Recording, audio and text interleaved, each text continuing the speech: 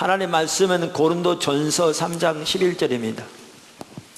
하나님 말씀은 고린도전서 3장 11절입니다. 하나님 말씀은 고린도전서 3장 11절입니다. 이 닦아준 것 외에 능히 다른 터를 닦아둘 자가 없으니 이 터는 곧 예수 그리스도라. 아멘. 우리가 주일 낮 시간을 통해서 포도나무 교회 정관을 가지고 지금 우리를 향한 하나님의 비전에 대해서 살펴보고 있습니다. 정관 앞부분은 이제 비전에 관한 부분인데, 포도나무 교회를 향한 하나님의 비전이 무엇인가, 이 부분을 오늘 6째 주 살펴보고 있습니다. 조지 바나는 더 파워 오브 비전이라는 책에서, 아주 귀한 책인데 우리 청년 중에 한 명도 그 책을 좀 구할 수 없느냐고 그래서 제가 미국 아마존에서 제 아들을 통해서 구입해다 오늘 아침에 전달해 주었습니다. 근데 그 책에서 각 교회는 그 교회를 향한 하나님의 비전을 따라 살아야 한다, 이렇게 정확하게 말하고 있고요. 그 비전만 하더라도 우리가 하나님을 위해서 세운 위대한 계획이나 원대한 꿈이 아니라 하나님이 우리에게 보이신 하나님의 계획을 토대로 한, 하나님이 이루시기 원하시는 그 하나님의 비전을 말하는 것이지요. 그러니까 성경에 나온 하나님의 사람들은 다 하나님의 비전을 따라 살았거든요. 예를 들면 모세, 노아도 마찬가지고. 모세만 하더라도 그 하나님께서 모세에게 임하셔서 그에게 하나님의 비전을 보이시잖아요. 애굽에 종살이하고 있는 이스라엘 백성들을 하나님이 건져내서 하나님께서 아브라함과 이삭과 야곱에게 맹세한 대로 그 가나안 땅에 드리고 그들을 하나님의 백성 삼으며 하나님이 그들이 하나님이 되어지는 이 하나님의 계획, 하나님의 비전을 보이시잖아요. 모세에게는 이 삶은 불가능한 일이었습니다. 자신의 힘으로 할 수 있는 상황이 아니죠. 그러나 하나님께서 하나님 자신을 계시하시고, 그래서 하나님만을 의지하는 가운데 그 하나님의 비전에 삶을 들여 순종하는 가운데 하나님의 비전이 그를 통해 성취되는 것을 보죠. 성경에 나온 하나님의 사람들 다 그렇게 살았습니다. 그러면서 아까 말한 대로 조지 바나만 하더라도 모든 하나님의 교회도 그 교회를 향한, 그 사역을 향한 하나님의 비전을 따라 행해야 한다. 우리가 세운 계획이 아닌. 그래서 사실 포도나무 교회도 지금까지 그렇게 하나님의 비전을 따라왔습니다. 그런데 이 시점에서 저 자신부터 우리가 그 하나님의 비전을 더 새롭게 보고 그 또렷하게 그 비전을 이해하고 그 비전을 따라 우리가 정말 하나님 중심적인 가치관을 가지고 살아가야 할 그런 절실한 필요를 보면서, 그래서 하나님의 비전에 대해서 이렇게 살펴보고 있습니다. 비전의 성격부터 중요성부터 시작해서.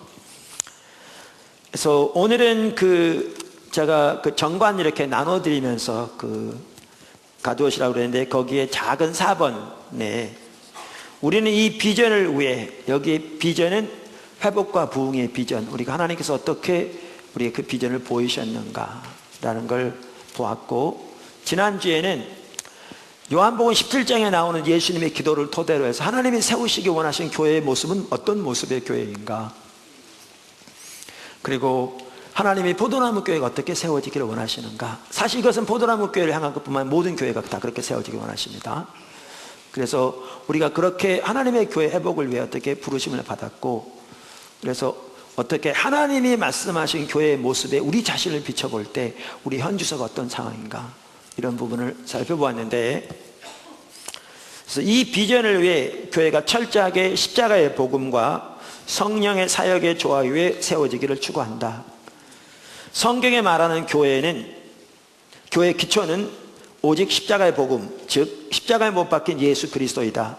가로 열고 고린도전서 3장 11절 가로 닫고, 십자가에 못 박힌 예수님이 교회의 기초라는 말 속에는 예수님이 우리의 유일한 의가 되시는 삶, 가로 열고 고린도전서 1장 30절 가로 닫고 과 예수님을 아는 것이 우리의 유일한 목표가 되는 삶, 가로 열고 고린도전서 2장 2절 가로 닫고 이 포함되어 있다.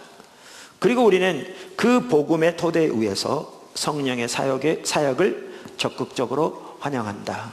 이렇게 나누는데 바로 이 부분을 살펴보면서 우리가 하나님의 말씀을 토대로 해서 성경이 말하는 교회의 기초가 무엇인가, 그리고 하나님의 부흥 때마다 어떻게 그 교회의 기초를 회복시키시는가, 그리고 하나님께서 어떻게 우리 가운데 그 일을 해오셨는가, 이 부분을 같이 살펴보므로 교회를 향한 하나님의 비전을 같이 살펴보기 원합니다. 아멘. 자, 첫째, 하나님이 의도하신 신약의 교회.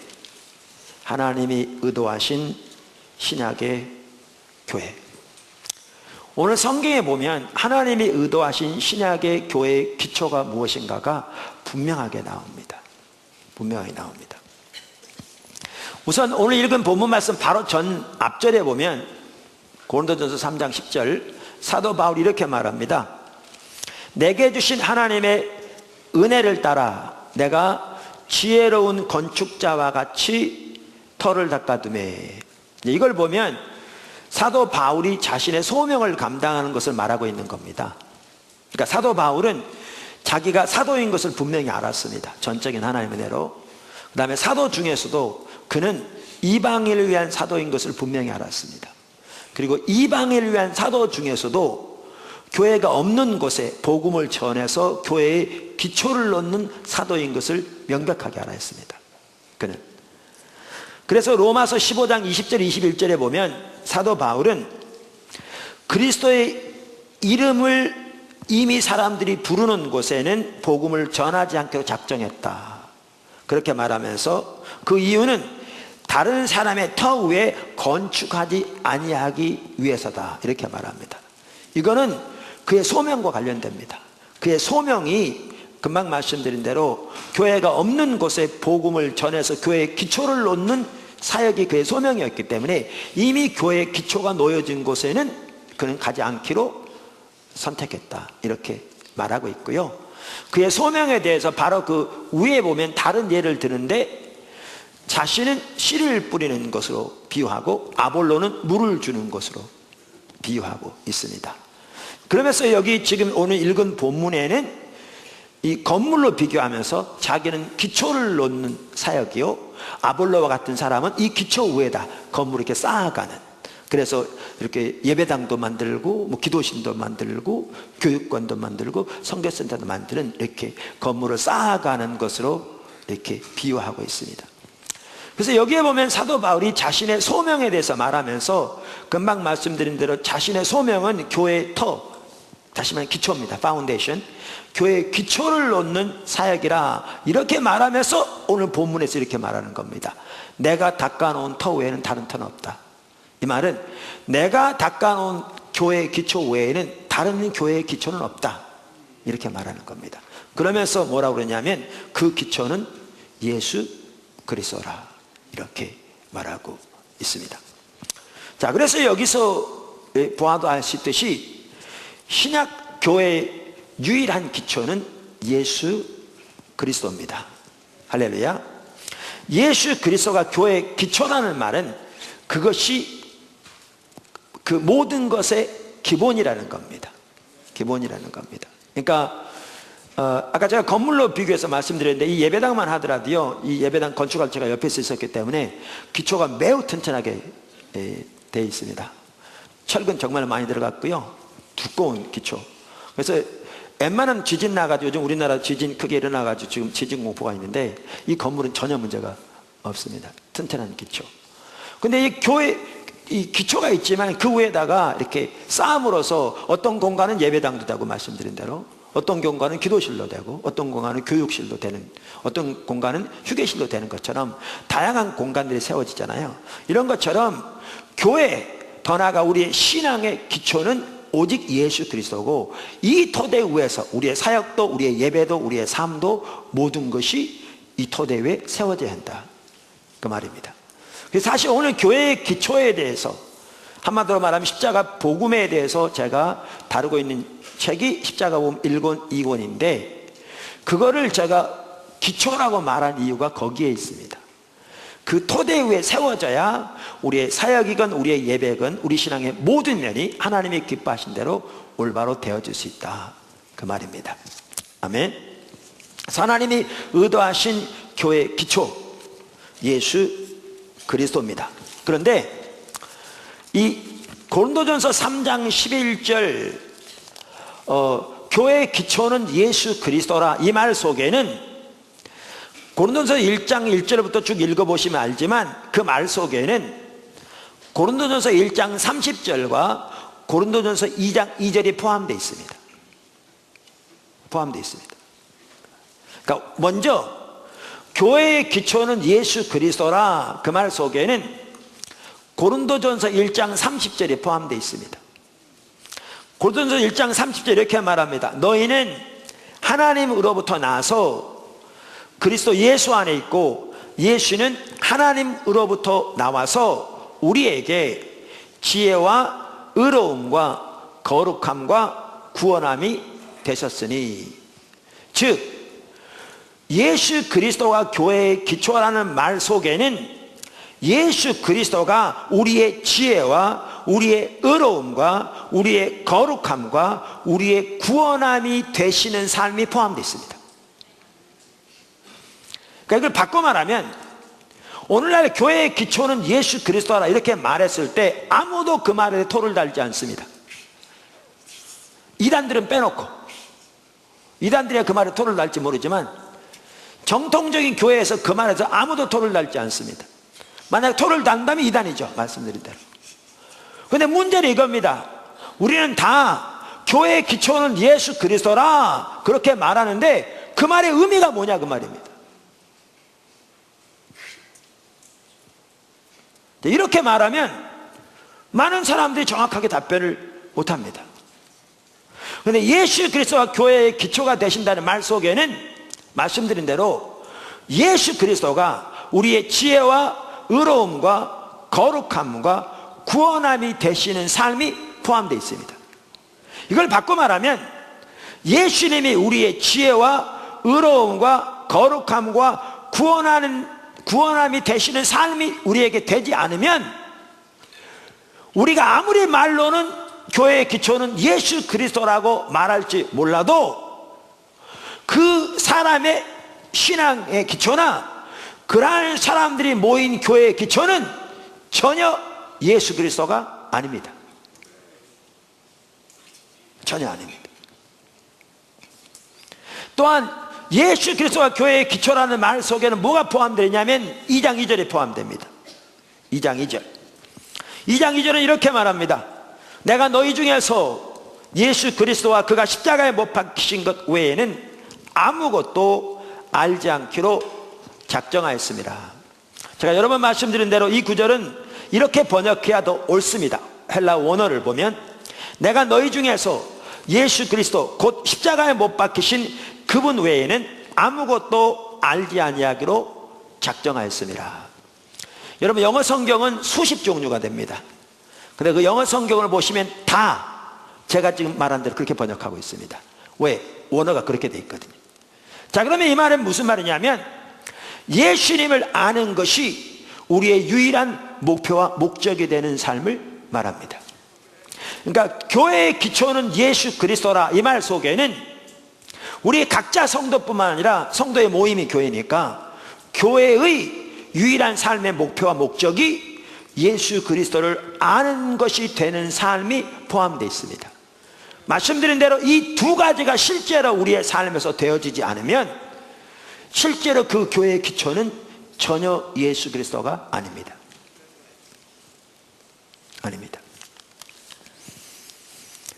자, 이처럼 예수 그리스도가 신약 교회의 유일한 기초입니다. 아멘. 큰 두 번째, 교회의 기초와 하나님의 부흥. 교회의 기초와 하나님의 부흥. 아까 제가 설교를 시작할 때 뭐라고 말씀드렸냐면 오늘 우리가 이 시간을 통해서 성경에 말하는 교회의 기초가 무엇인가를 선명히 보기 원한다, 이걸 말씀드렸고요.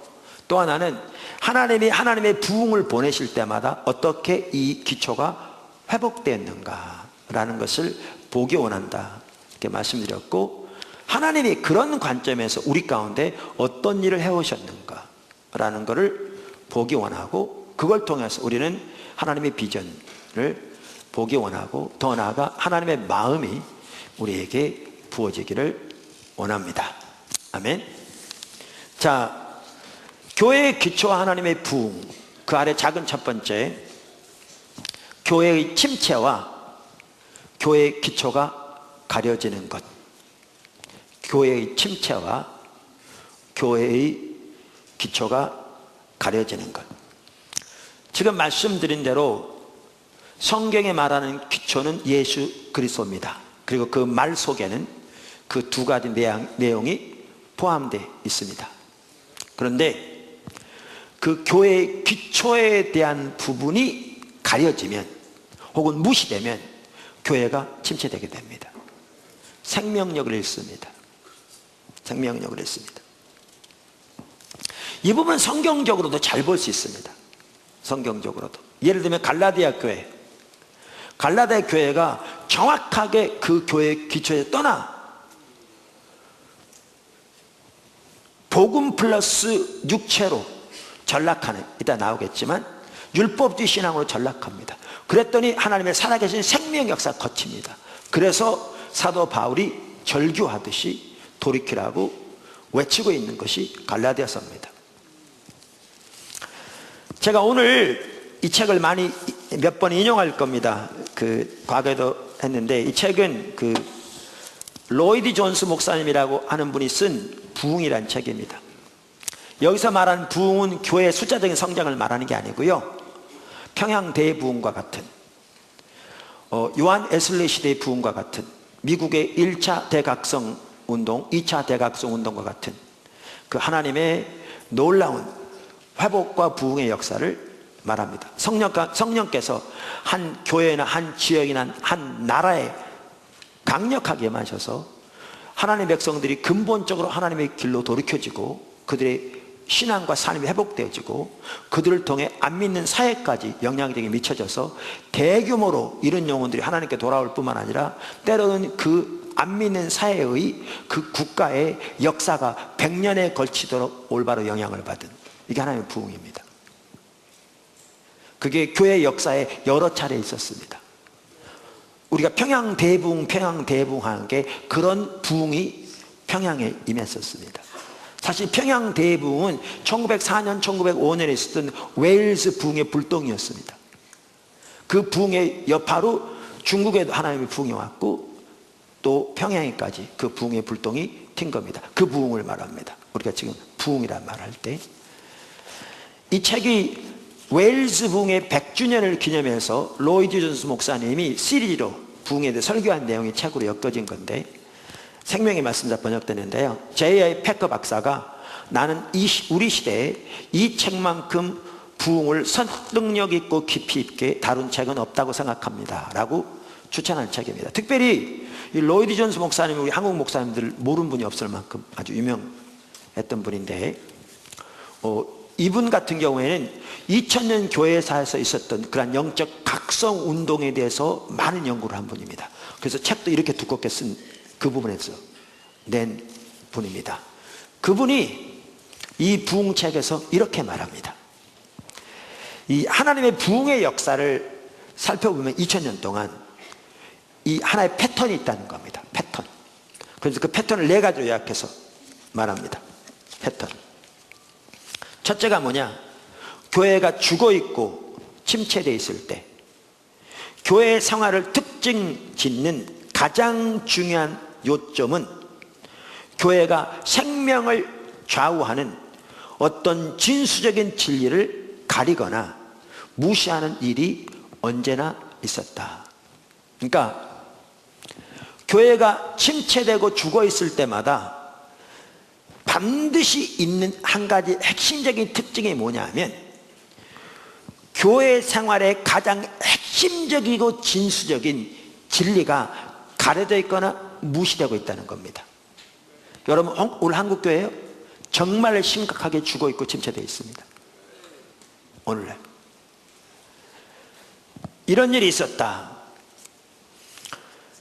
그러면서 두 번째, 어떤 본질적인 진리를 부인하거나 무시한 시대에서는 어떠한 부흥도 일어나지 않았다. 그러니까 우리 신앙의 근간에 해당하는 핵심적인 진리가 무시되거나 가려진 시대에서는 어떤 하나님의 부흥도 임하지 않았다는 겁니다. 이따 나누겠지만 오늘 살펴본 교회의 기초라고 말한 그 진리야말로 교회의 신앙과 교회의 삶을 좌우하는 핵심적인 진리들입니다. 핵심적인 진리들입니다. 이따 보면 알겠지만 교회가 죽어있거나 침체되는 시기마다 그 진리들이 정확하게 가려져 있었습니다. 정확하게. 그리고 그 진리들이 가려져 있는 상황에서는 어떠한 종류의 하나님의 부흥도 임하지 않았다는 겁니다. 그러면 세 번째 이렇게 말합니다. 그분은 교회사를 보면 그러한 교회들이, 그러니까 핵심적인 진리들이 가려져 있는 교회들이 그 말이죠, 부흥을 맡고 있는 자들을 반대하고 언제나 핍박했다는 것을 매우 분명하게 발견한다. 여러분, 루터 시대 보십시오. 요한 웨슬리 시대, 조나탄 에드워드 시대. 시대가 다른 세 사람입니다. 루터는 독일 사람이었고 요한 웨슬리는 영국 사람이었고 조나탄 에드워즈는 미국 사람이었습니다. 시대가 다를지 몰라도 그 시대 하나님의 너무나 놀라운 부흥이 그 나라에 임했습니다. 그리고 또 여러 나라에 임했습니다. 그리고 거기에 귀하게 쓰임받았던 하나님의 소중한 사람들이었습니다. 이때에도 대표적으로 단에도 말할 것도 없거니와 부흥을 맞지 않은 자들이 이들을 공격했습니다. 공격한 이유가 있습니다. 아까 뭐라고 말씀드렸냐면 교회가 죽어있거나 침체되어 있는 교회마다 핵심적이고 진수적인 진리들이 가려져 있다 이렇게 말했습니다.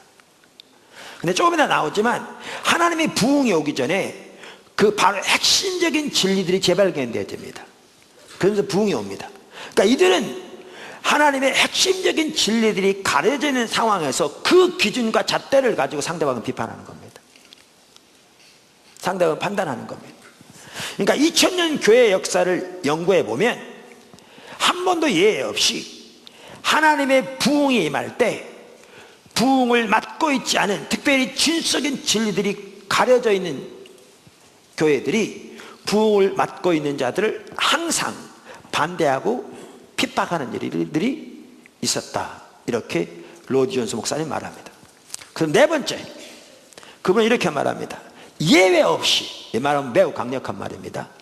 예외 없이 이러한 중추적인 교리들을 발견한 것이 궁극적으로 부흥을 가져오게 되었다. 그러니까 부흥이 올 때는 이러한 중추적이고 핵심적인 교리들이 발견되었다는 겁니다. 아멘.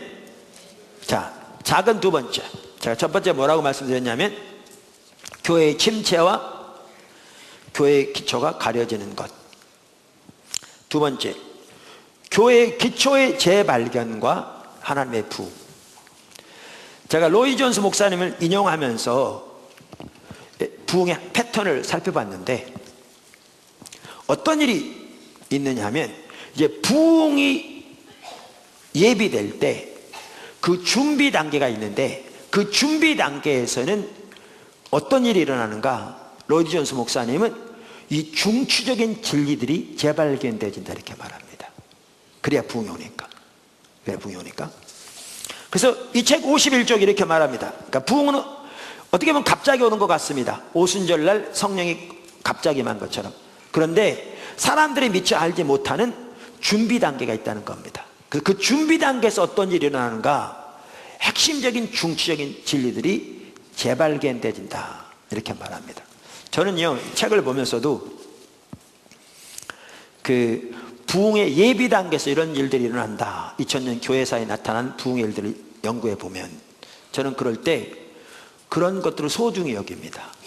왜냐하면 그런 일들이 만약에 우리 가운데 일어나고 있다면 하나님 일하고 계신 사인이거든요. 그럼 우리는 영적인 경각심을 가지고 하나님의 일하심에 우리의 삶을 조정해 동참해야 되거든요. 그래서 소중히 여깁니다. 참고로 개인적으로 제가 미국에서 공부하면서 이 책, 영어로 된 Revival이라는 책을 일부 봤더라고요. 제가 나중에 그 책을 보니까 앞쪽에. 근데 전혀 기억이 안 나고요. 제가 한국에 와서 이제 새물길 훈련이 세워졌을 때 그 부흥 과목을 위한 교과서를 찾기 위해서 서점에 가서 이 책 저 책 보다가 이 책을 보게 됐어요. 근데 이 책만큼 부흥을 잘 다루고 있는 책이 없더라고요. 지금 나온 책 중에 제가 보기에도. 그래서 이 책을 가지고 이제 중심으로 해서 부흥 과목을 이렇게 가르치게 되는데, 가르치다 보니까 이 책에서 하나님의 부흥이 준비될 때 일어날 것이라고 하는 일들이 거의 하나도 빠짐없이 우리 가운데 일어나고 있었더라고요.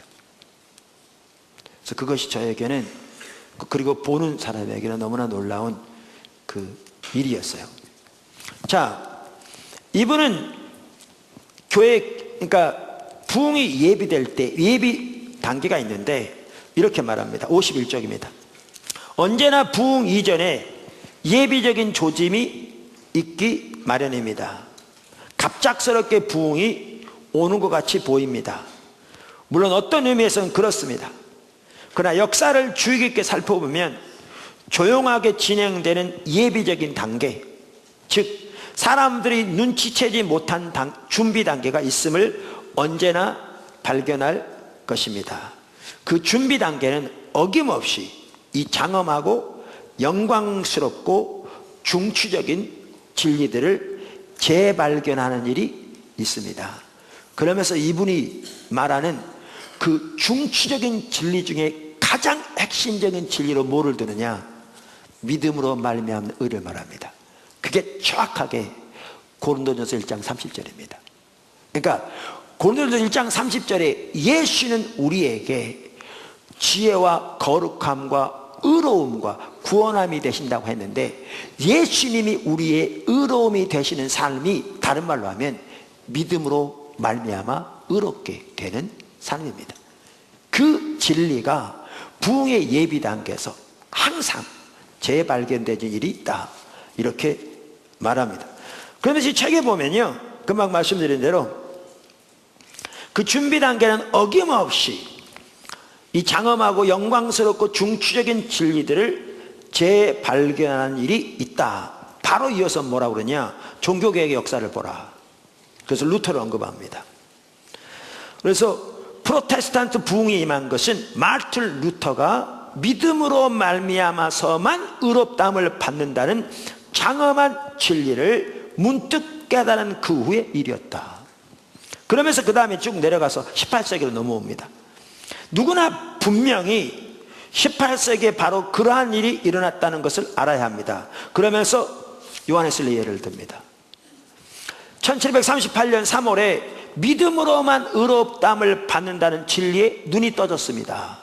그러면서 하나님의 부흥이 임한 거죠. 그리고 이어서 그럽니다. 이는 웨슬리에게만 해당되는 것이 아니었습니다.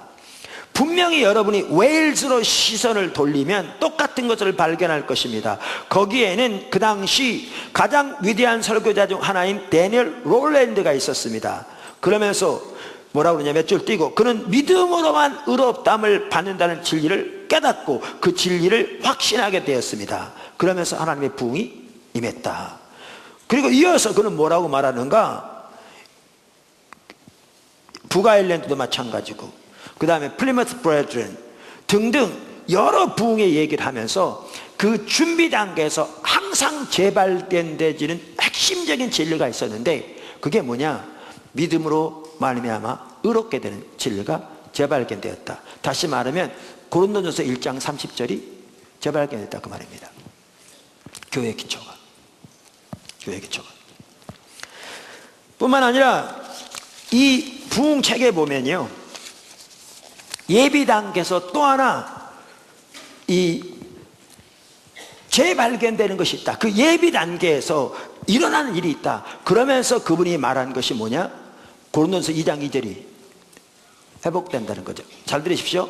로이드 존스 목사님은 고린도전서 2장 2절이 회복된다 이렇게 표현 안 했습니다. 그건 제가 한 말입니다. 그분은 교회의 기초가 회복된다 이런 용어를 사용하지 않았습니다. 그분은 부흥이 올 때마다 그 예비 단계에서 일어나는 일이 있는데 그걸 설명했는데 그게 정확하게 고린도전서 2장 2절을 의미합니다. 먼저 그분은 죽은 정통주의에 대해서 말합니다. 한편으로 제가 이런 부분을 여러 번 인용했습니다. 또 컨퍼런스 때 인용하고요. 제가 지금 이 부분을 나눈 이유가 있습니다. 여러분이 제가 이 부분을 이론적으로 몇 번 들었을지 몰라도요, 우리가 이 삶에서 너무나 멀리 떠나 있습니다. 지금 포도나무 교회가 이 삶에서 너무나 멀리 떠나 있습니다. 포도나무 교회가 교회 리더부터 시작해서 교회 기초에서 너무나 멀리 떠나 있습니다. 그래서 이 부분을 더 살펴봅니다. 로이드 존스 목사님은 죽은 정통주의라는 용어를 사용합니다. 저는 그걸 율법주의라고 부르는데요. 그분이 말한 죽은 정통주의는 교리는 정통일지 몰라도 교리가 하나님과 관계를 대체해버린 것을 말합니다. 그 대표적인 성경적인 예는 바리새인들입니다. 그들은 교리는 누구보다 뛰어났습니다. 그리고 교리는 정통적이었습니다. 예수님이 자기 제자들에게 그들이 하는 말을 반드시 다 지키라고 명령할 만큼. 그런데 그들은 살아계신 인격신 하나님과의 어떠한 인격적인 관계도 없었습니다. 그분의 영광을 보지 못했고 그분의 음성을 듣지 못했습니다. 그래서 그들은 그 시대를 향한 그분의 의도와 의중과 뜻을 전혀 깨닫지 못했습니다. 이게 죽은 정통주의입니다. 로이드 존스 목사님이 이렇게 얘기합니다. 이 항목에 들어있는 제일 되고 가장 우선적인 문제거리는 인격 자신과 옳은 관계를 맺으려 하기보다는 그 인격에 관해서 관심을 가지는 것입니다.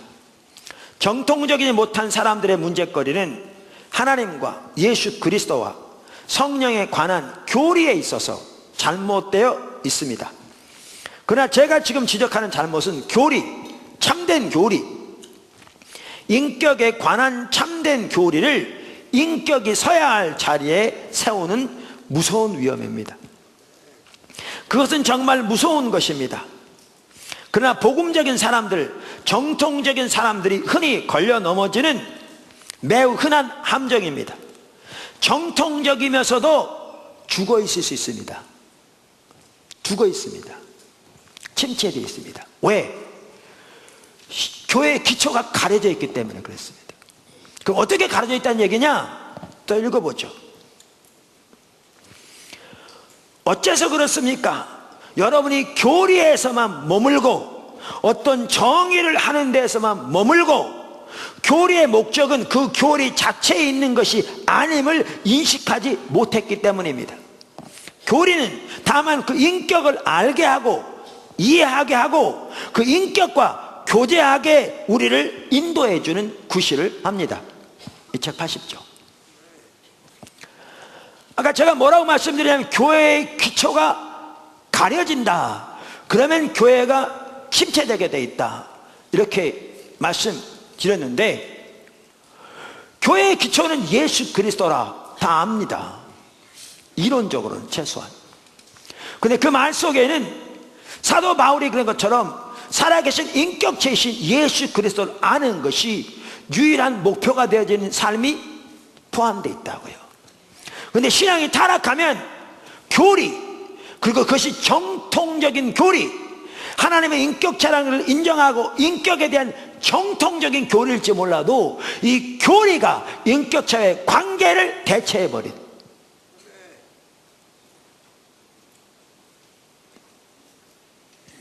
그러니까 교리 자체가 목적이 아니고 교리는 중요함에도 불구하고 교리는 그 교리가 말하는 인격체인 하나님과의 살아있는 교제를 위한 수단이고 그 교제로 인도하는 것인데 하나님과 인격적인 어떠한 관계도 없이 바리새인처럼 교리에만 집착하는 신앙이 되어버리니까 철저하게 정통이면서도 동시에 철저하게 죽어있는, 침체된, 눈이 가려진 거죠. 뭐가 참다운 신앙인지가 가려진 겁니다. 교리는 정통인데 신앙에 대한 이해가 눈이 먼 거죠. 눈이 먼 거죠. 그렇게 말하면서 그 로이 존스 목사님은 부흥의 예비 단계에 대해서 이렇게 얘기합니다. 부흥의 예비 단계에 대해서. 이 부흥책 119쪽에 우리는 은혜와 주 예수 그리스도를 아는 지식 안에서 자라나야 합니다. 주님과 교제를 말합니다. 표대를 향하여 과거는 잊어버리고 앞에 있는 것을 잡으려고 뛰어가야 합니다. 그러면서 사도 바울이 인용합니다. 내가 그리스도와 그 부활의 권능과 그 고난의 참여함을 알고자 하여 그의 죽으심을 본받아 어떻게 해서든지 죽은 자 가운데서 부활의 일을 하노니 그것은 무서운 일입니다. 제가 이거 영어를 안 봐서 그런데 좋은 의미의 무서운 일이라는 얘기겠죠. 그러나 우리에게 있어서 문제거리는 우리의 삶이 그리스도에게 집중되어 있지 않다는 것입니다. 우리의 삶이 그리스도에게 통제를 받고 있지 않습니다. 아니에요. 우리는 그분을 위해서 일하고 있어요. 이제 이렇게 말할지 모른다 그 말이죠. 그런 다음에 우리는 그분을 떠나버리고 계속 우리 자신의 작은 일에만 몰두하고 있습니다. 여러분, 실제로 오늘날 예수 믿는 사람들 중에 그들의 실제적인 삶이 주님의 통치에 순복되어서 예수님의 주권적인 통치가 실제로 그 삶에 실현되어지고 그분의 인도하심과 통치에 적극적으로 깨닫고 순복하는 삶을 사는 사람이 너무너무 드뭅니다.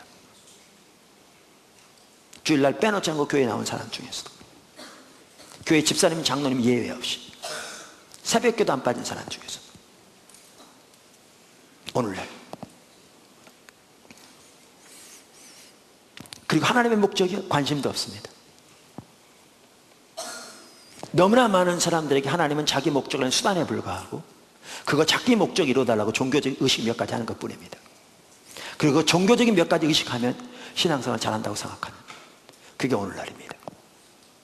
교리는 정통일지 모릅니다. 그리고 우리가 행하고 있는 일을 기초로 하여 하나님께서 복을 주시기를 간구합니다. 그러나 우리가 주님 자신을 추구하는 데는 어떠합니까? 하나님, 주 예수 그리스도, 성령의 임재가 우리 삶 속에 나타나는 것, 그것이 참된 기독교입니다. 부흥 시에 언제나 하나님께 사용되었던 사람들이 바로 그것을 추구했습니다. 122쪽에도 이렇게 말합니다. 부흥에 이르는 불가피하고 부단한 예비적인 단계는 하나님에 대한 갈망, 살아계신 하나님을 아는 지식을 갈구하는 생생한 갈증입니다. 그리고 역사하시며 스스로 자신을 나타내시며 자신의 능력을 나타내시고 일어서서 당신의 원수들을 회파하시는 하나님을 알고 싶어하는 불타는 간절한 바람을 가지는 것입니다. 그것이 언제나 부흥의 필연적인 예비 단계였습니다. 보십시오. 이분은 고린도서 2장 2절이라는 말을 쓰지 않습니다.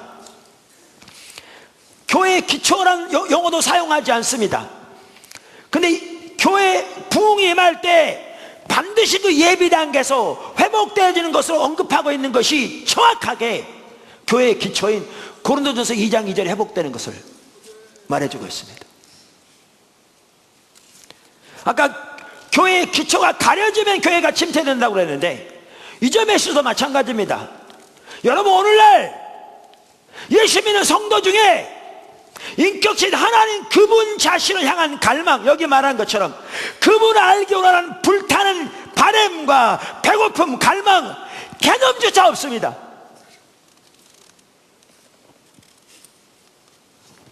예수 믿는 30년, 40년, 50년 믿는 사람 예외가 아니고 새벽기도 빠지지 않은 사람도 예외가 아닙니다. 그런 개념조차 없습니다. 기도만 하더라 그렇습니다. 수능 때가 되면 큰 교회 새벽기도 40일 전부터 꽉 찹니다. 와서 우리 자식 이번에 수능시험 잘 보게 해달라고. 또 어떤 사람들은 사업에 문제가 생기면 보따리싸고 기도원 들어갑니다. 그래서 하나님 그 문제 해결해달라고 때로는 20일을 작정하기도 하고 열흘 작정하기도 합니다. 어떤 사람은 40일 금식 기도하기도 합니다. 어떤 사람은 새벽 기도 빠지지 않고 나옵니다. 그러한 기도들이 다 잘못됐다 그런 내용은 아닙니다. 그러나 그렇게 자기 필요와 자기 문제를 위해 하나님의 도움을 구하는 기도는 있을지언정 인격적인 하나님을 알기를 원해서 하나님 그분을 바래서 그분을 찾는다는 개념조차 오늘날 없는 것이 한국교회입니다. 교리만 남았습니다.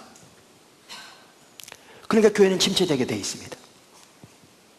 그러면서 우리는 앵무새처럼 교회의 기초는 예수 그리스도라고 말합니다. 교회의 기초가 진정으로 예수 그리스도가 되려면 이건 포도나무교회 전혀 예의가 아닙니다. 교회의 기초가 교회의 기초가 예수 그리스도가 되려면 저를 포함해서 우리 한 사람 한 사람이 예수만이 우리의 의가 되신 삶을 날마다 순간마다 살아야 되고 예수님을 아는 것이 우리의 유일한 목표가 되는 삶을 실제로 살아가야 합니다. 그것이 하나님이 의도하신 교회의 기초입니다. 그것이. 그리고 그때 하나님의 생명이 거기 넘칩니다. 하나님의 은혜가 거기 넘칩니다. 이처럼 중추적인 진리들이 가려질 때마다 교회는 죽어있고 침체되게 되어 있는데 그 중추적인 진리들이라고 말한 내용 중에는 제가 말한 교회의 기초가 정확하게 그 핵심입니다. 그래서 교회의 기초가 가려질 때마다 이 말은 그 진정한 의미가 가려진 걸 말합니다. 가려질 때마다 교회는 침체되게 되어 있습니다. 신앙은 침체되게 되어 있습니다. 종교적인 모양만 남게 되어 있습니다. 오늘 한국교회처럼. 그런데 놀라운 사실은 하나님의 부흥이 예비될 때마다 그 예비 단계에서 정확하게 우리가 본 것처럼 그 교회의 기초들이 재발견되어집니다.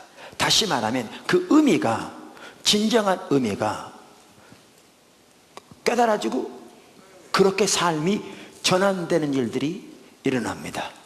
그것이 부흥을 가져옵니다. 그런데 너무나 놀라운 사실은 하나님 감사할 일들은 하나님이 그동안 우리 가운데 바로 그 일을 해오셨다는 겁니다. 전적인 하나님의 은혜로. 이것만 보더라도 우리가 영적 랜드마크에 살펴봤는데 하나님께서 부흥과 관련해서 중대한 일들을 행하고 계신 것을 우리는 깨달을 수 있어야 합니다.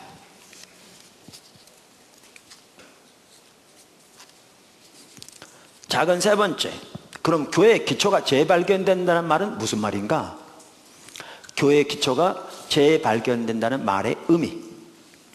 조금 아까 일부 보았습니다만은 또 포도나무께서가 여러 번 설교 했고 또 우리가 종합적으로 보기도 합니다만 또 방문한 분도 계시고 얼마 전부터 교회 또 오신 분도 계시니까 간단히 한 부분만 살펴보겠습니다. 사실 오늘날 내년이요 그 종교개혁 500주년 기념해입니다. 내년이. 그래서 마르틴 루터가 종교개혁을 일으킨 지 500년이 되는 날이 내년입니다. 그래서 얼마 전에 복음주의 협의회에서 그 500주년 종교 개혁을 맞이해서 한국교회를 진단하고 앞으로 나갈 방향을 서로 모색하자 그래서 여러 발표를 하는 중에 제가 침례교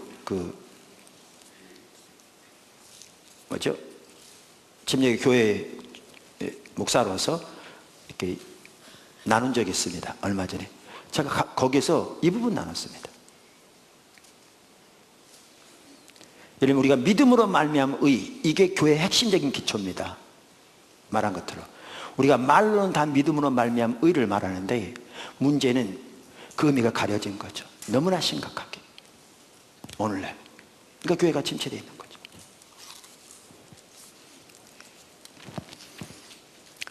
자, 그 부분 하나하나 좀 간단히 살펴보겠습니다. 그 아래 작은 첫 번째, 아주 작은 첫 번째죠. 우선 믿음으로 말미암아 의롭게 되는 삶은 우리가 처음 구원받는 순간부터 우리 구원이 완성되는 재림의 날까지 우리가 순간순간 살아야 할 삶입니다. 다시 말합니다. 믿음으로 말미암는 의는 우리가 처음 구원받을 때뿐 아니라 우리가 주님 앞에 서는 그날까지 순간순간 의지해야 할 유일한 의입니다. 여러분, 오늘날 성도 중에 우리는 오직 믿음으로 말미암아 의롭게 된다, 이걸 모르는 사람 아무도 없습니다. 아마 거의 없을 겁니다. 목회자들은 더 말할 것도 없겠죠. 그런데 너무나 적지 않은 성도들이 믿음으로 말미암는 의는 우리가 처음 구원받을 때만 해당되는 것으로 생각합니다. 그래서 우리가 구원받을 때 행함으로 구원받을 수 없다, 오직 믿음으로만 구원받을 수 있다, 그래서 나는 예수를 믿어 구원받았다, 그러니까 그것은 이미 다 끝났다고 생각합니다.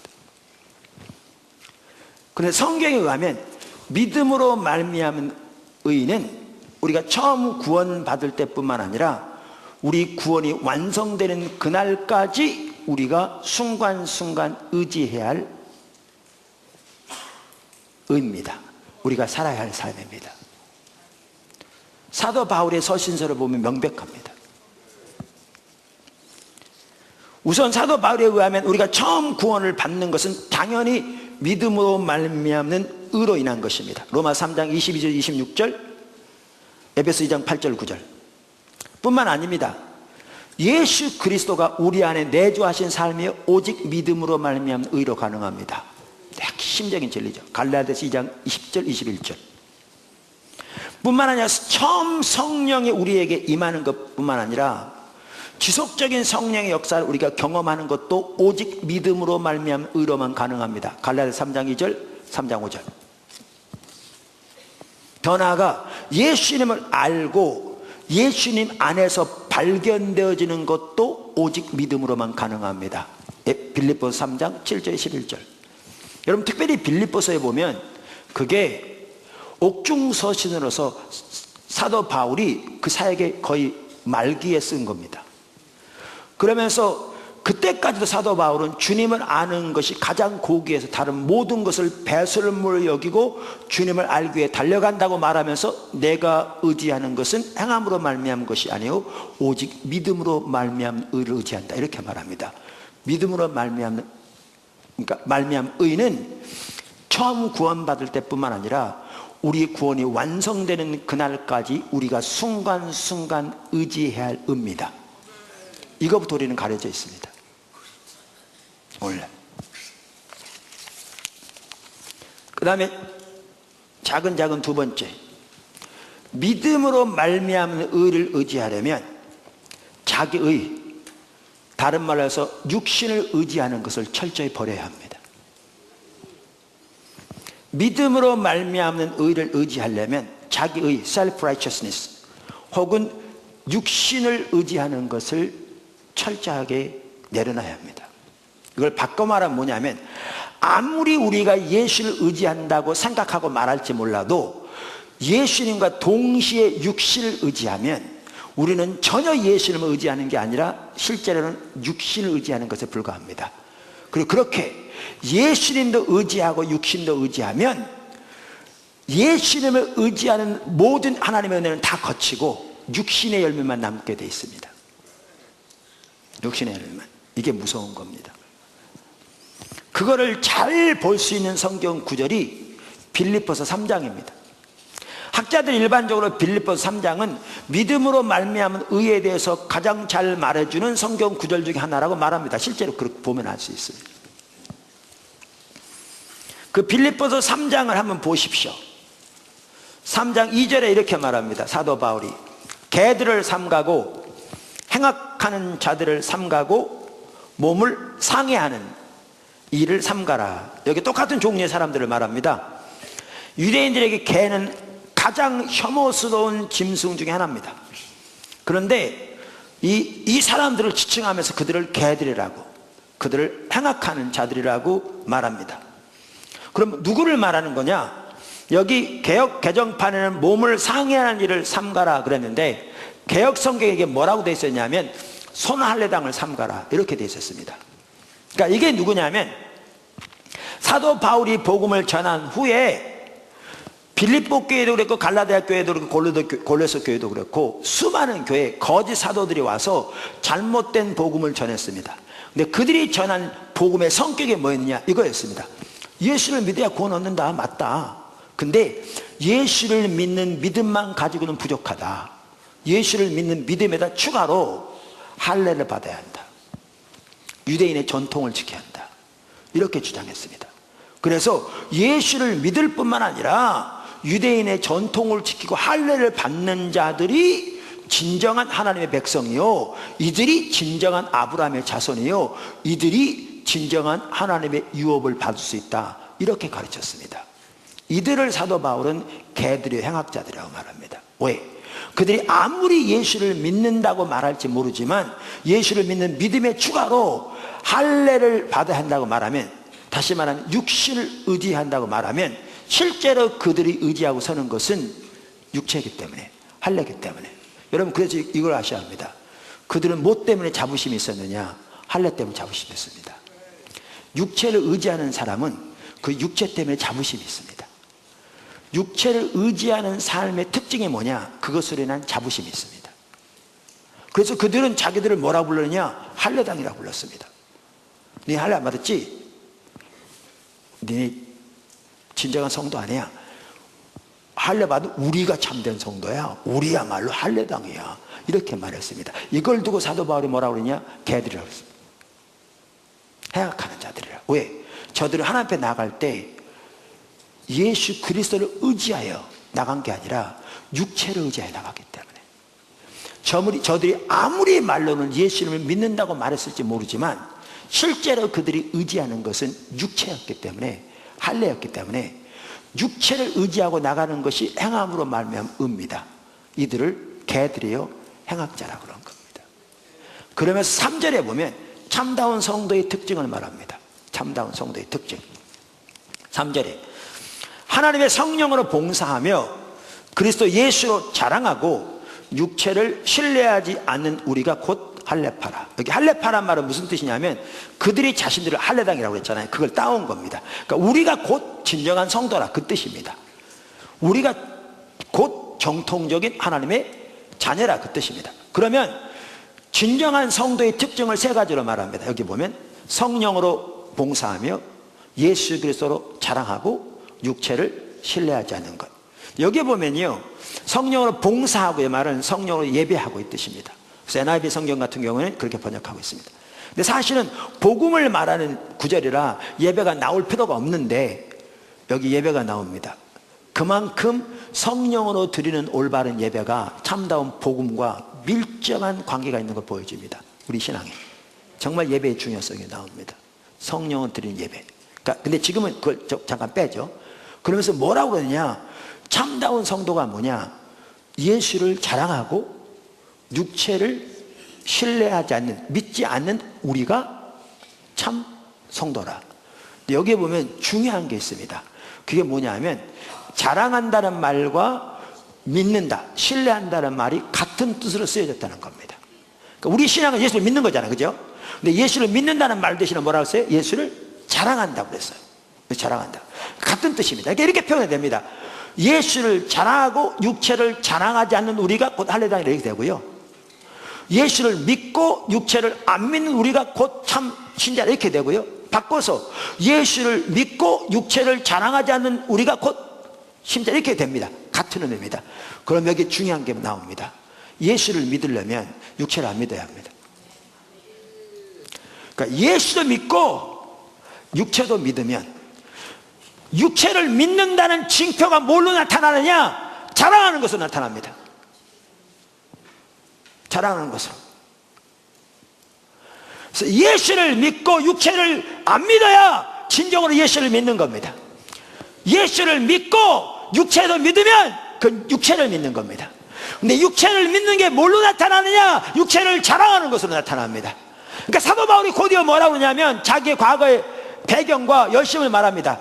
그 당시 종교사에 딱 내밀면 그 앞에 모든 사람이 꺼벅 죽을 만큼 훌륭한 내용이었습니다. 이 배경을 보면 정말 화려했습니다. 그러면서 뭐라고 그러냐? 이걸 육체라고 말합니다. 누가 육체를 신뢰할 만하면 나는 더욱더 그러하다. 그러면서 말한 다음에 주님을 아는 것이 가장 고귀해서 이 모든 것을 배설물로 여겼다. 육체를 자랑하는 것이 배설물이 되어질 때야 비로소 우리는 예수가 우리가 진정으로 의지하는 것이 됩니다. 그럼 이렇습니다, 여러분. 그래서 사도 바울은 뭐라고 그러는가? 나는 그래서 십자가 외에 아무것도 자랑할 것이 없으니, 이게 정확하게 육신을 의지하고 그래서 육신으로 인한 자부심이 배설물로 여겨질 때야 비로소 예수 그리스도의 십자가가 우리의 유일한 자랑이 되는 거죠. 이 상태가 되어야 우리의 신앙이, 기초가 예수가 우리의 기초가 되는 삶이 되는 겁니다. 그런 성도들의 모임이 교회입니다. 근데 오늘날 어떻습니까? 우리는 말로는 다 믿음으로 말미암아 우리를 얘기합니다. 말로는 다. 그 말이 무슨 말인지도 모른 채. 그래서 구원받을 때 우리는 믿음은 구원받았다, 그 정도로 넘어갑니다. 그렇게 하면서 사도 바울은 전혀 언급조차도 안 해요. 우리가 심지어 주일날 교회에 나올 때도 우리가 가지고 있는 돈, 우리의 재산, 우리가 살고 있는 아파트 평수, 우리가 타고 다니는 차, 우리의 세상적인 지식과 우리의 학식, 심지어 또 교회의 사이즈, 이런 것 때문에 자부심이 가득합니다. 자부심이 가득한단 말은 무슨 말인지 아세요? 그걸 의지하고 사는 겁니다.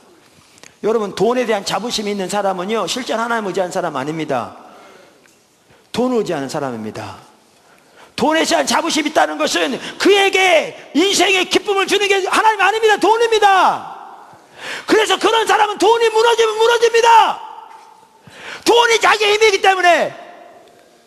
그리고 사람들 앞에 왜 당당하냐? 예수 이름 때문에 당당하지 않습니다.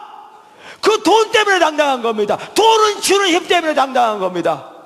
자신감이 있는 겁니다, 사람들 앞에. 그리고 그게 없으면 실망하고 낙심합니다. 왜? 돈의 힘이기 때문에. 예수님은, 그 성경은 그래서 탐심이 우상숭배고 신앙생활이 그래서 영적인 간음이라고 말하는 겁니다. 그러면 우리는 예수가 우리의 기초라고 말하면서, 예수를 믿는다고 말하면서 실제로 오늘날 성도들이 자부심을 가지고 의지하는 것은 너무나 세상적인 것들입니다. 그 한두 가지가 아닙니다. 공중에 먼지만큼 많습니다. 그러면서 우리는 믿음으로 말미암아 의를 얘기합니다. 그 말이 무슨 말인지는 모르는 거죠.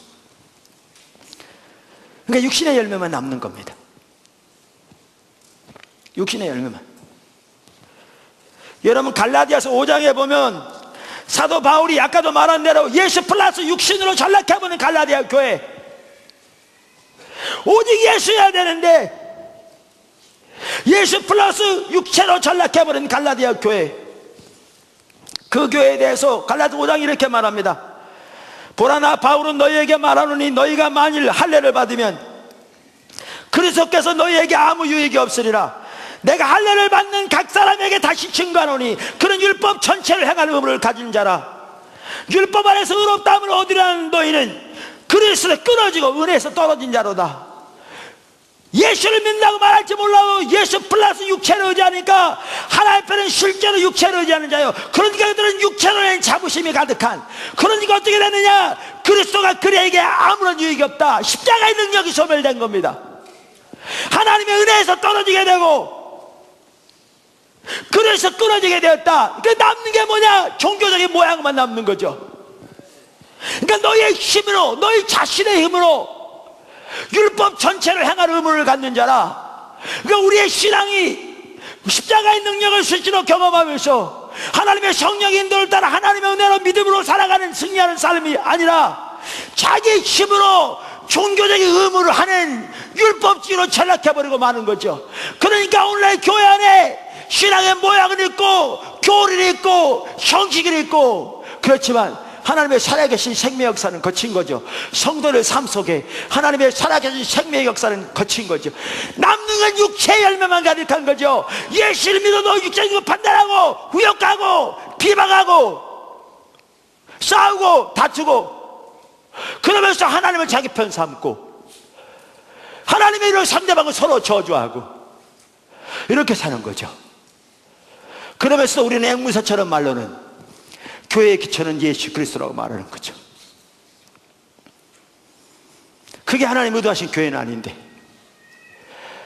그게 사도 바울이 말했을 때 교회의 기초는 예수 그리스도라고 말했을 때 그 말의 의미가 아닌데, 교회의 기초가 진정으로 예수 그리스도가 되려면 예수님만이 우리의 의가 되신 삶이 되어야 되고, 그리고 예수님을 아는 것이 우리의 유일한 목표와 목적이 되는 삶이 되어야 되는데, 여러분 이런 차원에서 볼 때 오늘날 우리 포도나무 교회 심각합니다. 우리의 삶이 지금 심각합니다. 사도 바울이 말하기를 나는 그리스도의 십자가 외에 아무것도 자랑하지 않는다고 그랬는데, 거기 가야 그것이 비로소 예수를 말미암아 의를 의지하는 사람이 돼, 순간순간. 근데 우리는 육신을 의지하고 육체라는 자부심이 하늘을 찌르며 겉으로는 그럴듯한 모양을 가지고 있을지 몰라도 우리의 입술로 우리 행동으로 나오는 열매들은 너무나 육신적인 열매들만 많은 것이 우리 현실인데 너무나 심각합니다.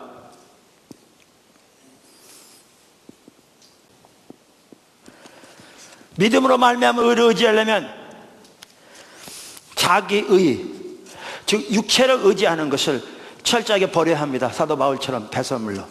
뿐만 아니라 또 중요한 게 있습니다. 작은 세 번째, 믿음으로 말미암은 의는 행동이기에 앞서, 어떤 행동이기에 앞서 그 가치관입니다. 이게 아주 중요한 겁니다. 믿음으로 말미암은 의는 어떤 행동이 있는 게 아닙니다. 그 행동을 하는 배우의 가치관이 있습니다. 배우의 가치관이 있습니다. 아까 사도 바울이 갈라디아서 5장에서 너희가 할례를 받으면 이렇게 된다 그렇게 말했거든요. 근데 바로 2절 후에 잉크가 마르기 전에 뭐라고 그랬냐면 그리스도 안에서는 할례나 무할례나 아무 소용이 없다 이렇게 말했어요. 아니 조그맣게 그래놓고서. 뿐만 아니라 사도행전을 보면 사도 바울이 디모데를 같이 데리고 다니는데 디모데 아버지가 이방인이었잖아요. 그러니까 유대인들이 할례 받자는 이방인과 함께 온다고 아예 들어오지를 못하게 하는 거예요. 복음을 유대인에게 전할 기회가 막히는 거예요. 그래서 사도행전에 보면 바울이 디모데를 할례 줬어요. 보세요. 할례 행위 그 자체가 이렇게 만드는 거라면 지금 바울은 디모데 죽였습니다. 영적으로. 근데 이 믿음으로 말미암은 의, 그리고 그 반대는 행함으로 말미암은 의인데, 행함으로 말미암은 의는 행동에 있는 게 아니고 행동의 배후에 있는 가치관에 있습니다. 이게 중요합니다. 이거를 모르면 우리는 너무나 타락한 행함으로 말미암은 의를 살면서 육신을 의지하는 삶을 살면서 앵무새처럼 교리는 믿음으로 말미암은 의의 교리를 외칠 수 있습니다. 오늘날처럼. 이거를 가장 잘 볼 수 있는 구절이 갈라디아서 2장입니다. 갈라디아 교회에 이런 문제가 많았기 때문에 사도 바울이 이 부분을 갈라디아서에 잘 다루고 있습니다. 그래서 사실 마르틴 루터도 갈라디아서 로마서를 연구하면서 오직 믿음으로 말미암은 의에 대한 하나님의 길을 깨닫게 된 것입니다. 갈라디아서 2장 여기 16절에 이렇게 말합니다. 16절에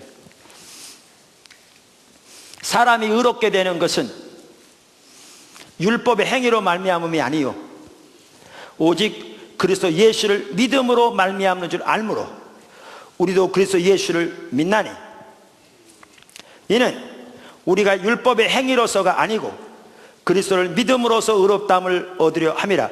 율법의 행위로서는 의롭다함을 얻을 육체가 없느니라.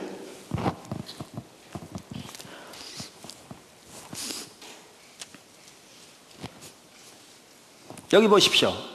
그러니까 믿음으로 말미암은 의에 대해서 가장 잘 말해주는 핵심적인 구절이죠. 그렇죠? 핵심적인 구절. 근데 이 구절을 누가 한 말입니까? 사도 바울이 한 말입니다. 누구에게 한 말입니까? 베드로에게 한 말입니다. 그러니까 바울은 이방인을 위한 사도고 베드로는 유대인들을 위한 사도였으니까 서로 교리를 맞춰보기 한 얘기입니까? 아닙니다. 이 구절을 보면 2장 11절에 보면 베드로가 책망받을 일이 있기로 바울이 대면하여 얼굴과 얼굴을 대하여 사람들 앞에 그걸 책망했다 이렇게 되어 있습니다. 그러니까 여기에 보면 바울이 베드로를 사람들 앞에 같은 사도끼리 대면하여 책망한 말입니다. 그러면서 13절에 보면 베드로가 왜 시켰다 이렇게 말하고 있고요. 14절에 보면 베드로가 복음의 진리를 따라 행치 않았다 이렇게 말하고 있습니다. 그래서 책망한 겁니다. 그래서 자, 그러면 베드로는 행함으로 말미암아 의를 가르친 사람입니까? 사도행전 15장을 보아도 알 수 있듯이 누구보다 믿음으로 말미암아 의를 가장 먼저 가르친 사람 중에 하나가 베드로입니다. 그럼 왜 이렇게 책망했습니까? 그것도 다른 말도 아니고 왜 그 말을 가지고 이렇게 책망했습니까? 이래서 그렇습니다. 베드로가 그러니까 그러니까요, 안디옥 교회는 이방인이었다가 예수를 믿은 사람 중심으로 세워진 교회입니다. 그러니까 이방 기독교인이라고 그러죠. 예루살렘 교회는 유대인이었다 예수를 믿은 사람들 중심으로 세워진 교회입니다. 유대 기독교인이라고 그러죠. 그런데 이 예루살렘 교회를 중심으로 한 유대 기독교인들은 아직도 유대인의 전통을 가지고 있는 게 있었습니다. 그 유대인의 전통 중에 하나가 뭐냐면 이방인들과 함께 식사하는 것은 자기들을 부정하게 만든다는 이해입니다. 그래서 유대인들은 이방인들과 함께 식사하지 않았습니다. 그래서 따로 자기들끼리 식사함으로써 식탁에 같이 앉지 않음으로써 자기들을 정결하게 보존한다는 이해를 가지고 있었습니다. 근데 베드로가 이방 기독교인들과 함께 식사하고 있었는데 예루살렘 교회에서 사람이 오니까 저들이 두려운 겁니다. 왜? 저들로 보기에 이방인들과 함께 식사 이렇게 보여지니까.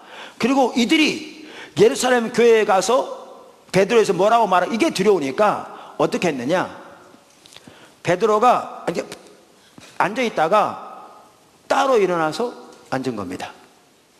그랬더니 처음부터 베드로와 동행했던 그 유대인의 배경을 가진 유대 기독교인들이 따로 앉은 겁니다. 그랬더니 여기 보면 바나바가 외식에 유혹됐다 그랬잖아요. 그러니까 바나바는 따로 간 건 아닌데 아마 망설일 것 같습니다. 이렇게 갈까 말까 눈치 보고. 이걸 두고 사도 바울이 뭐라고 그러냐, 이렇게 강력하게 꾸짖은 겁니다. 외식했다, 복음의 진리를 따라 행치 않았다. 이게 무슨 말인지 아십니까? 아무리 교리적으로는 믿음으로 말미암아 의를 외치고 말했을지 모르지만 지금 베드로가 한 이 행동, 이 행동의 배후에 있는 가치관이 뭔가, 어떤 종류의 사람들과 식탁에 같이 앉는 것이 자기들을 부정하게 만들고, 그래서 어떤 종류의 사람들과 식탁에 같이 앉지 않는 것이 자기들을 정결하게 만든다는 이 이해야말로 믿음으로 말미암아 의와는 아무런 상관도 없는 가치관입니다. 이 이해야말로 우리의 행실로 하나님 앞에 의롭게 서고자 하는 행함으로 말미암은 의입니다. 그러니까 사도 바울이 이걸 보고 같은 사도끼리인데도 수많은 사람들 앞에서 면전에 대고 책망하잖아요. 그러면서 왜 당신은 외식하냐, 왜 복음의 진리를 따라 행치 않느냐. 그러면 사람이 의롭게 되는 것은 믿음으로만 가능하게 우리도 예수를 믿고 행함으로 말미암아 의롭게 될 사람이 아무도 없는데 왜 당신은 그렇게 행동하느냐, 이렇게 말하는 거죠. 이처럼 믿음으로 말미암은 의는 가치관입니다. 근데 이런 차원에서 오늘 한국교회를 보면 정말 심각합니다.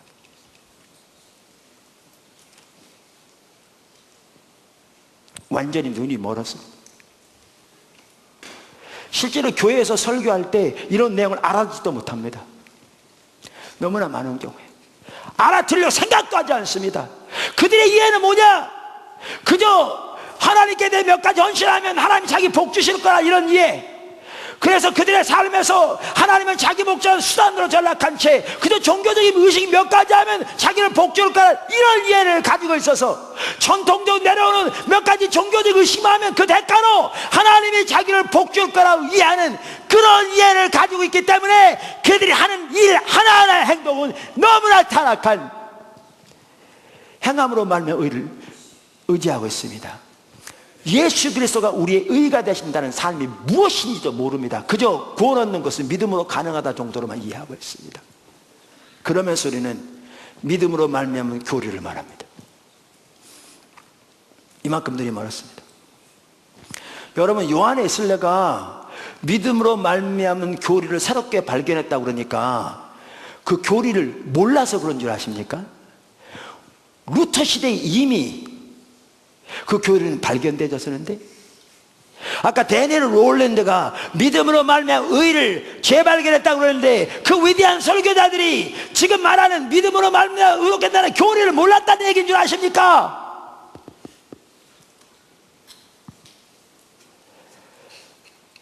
그들이 믿음으로 말미암은 의를 입버릇처럼 말했을지 모르지만 그 진정한 의미가 가려서 그들의 삶은 철저하게 육체를 의지하는 삶인 것을 깨닫고 돌이킨 것을 말한 거죠. 그걸 말하는 겁니다.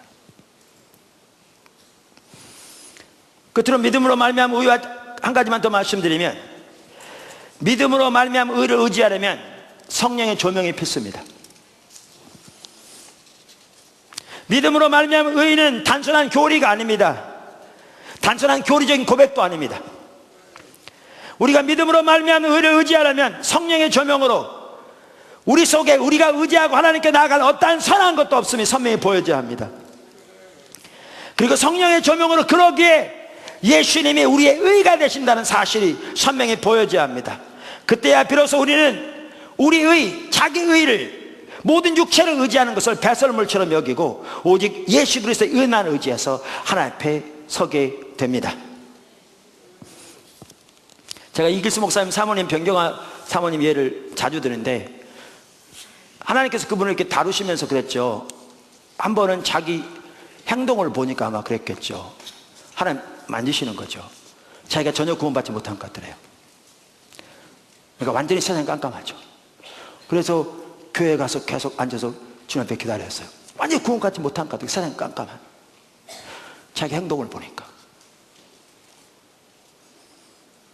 하나님이 다루신 거죠. 그분 교회 한 분이세요. 그런데 그 깜깜한, 온 천지가 깜깜한데 하나님 앞에 앉아서 찬송가를 부르는데, 찬송가 중에 영어 가사를 번역한, 우리말은 그렇게 번역이 안 되는데 영어 가사는 그런 게 있다고 그러더라고요. 내 속에 선한 게 없어요. 그래서 나는 주를 보아요. 근데 그 찬양을 하는데 천지가 깜깜한데 저기서 빛이 다가오더래요. 그래서 아마 환상인지 잘 모르겠어요. 빛이 점점 다가오는데 가까운 게 십자가더래요. 그때 하나님께서 그 요한복음 14장의 말씀을 생각나게 하시더래요. 내가 곧 길이요 진리요 생명이니. 그 구절. 그러면서 이걸 깨닫게 하시더래요. 네 속에 어떠한 선한 것도 없어. 그러니까 내가 널 위해 십자가를 졌어. 그러니까 내가 바로 그 길이야.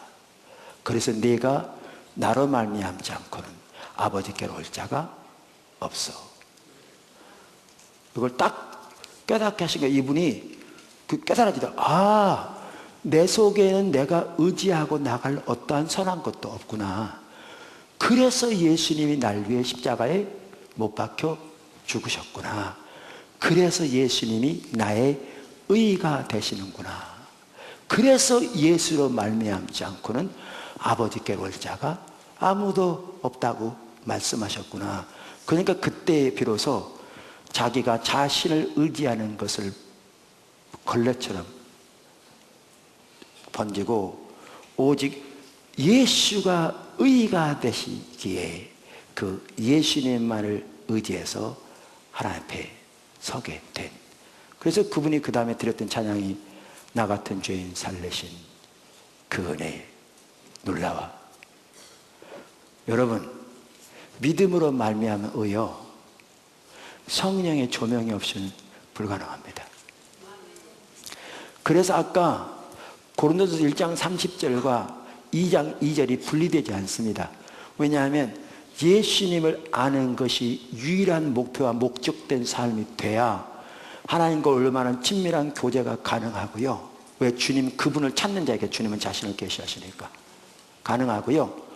하나님과의 친밀한 교제가 되어져야 성령의 조명을 통해 지금 말한 대로 자기 속에는 어떠한 선한 것도 없음이 보여지고, 그래서 예수가 의인 것이 깨달아지기에 순간순간 우리 자신을 의지하는 모든 것을 사도바울처럼 배설물로 여기고 비로소 예수 그리스도의 의만을 의지해서 하나님 앞에 서게 됩니다. 이게 성경이 말하는 믿음으로 말미암습니다.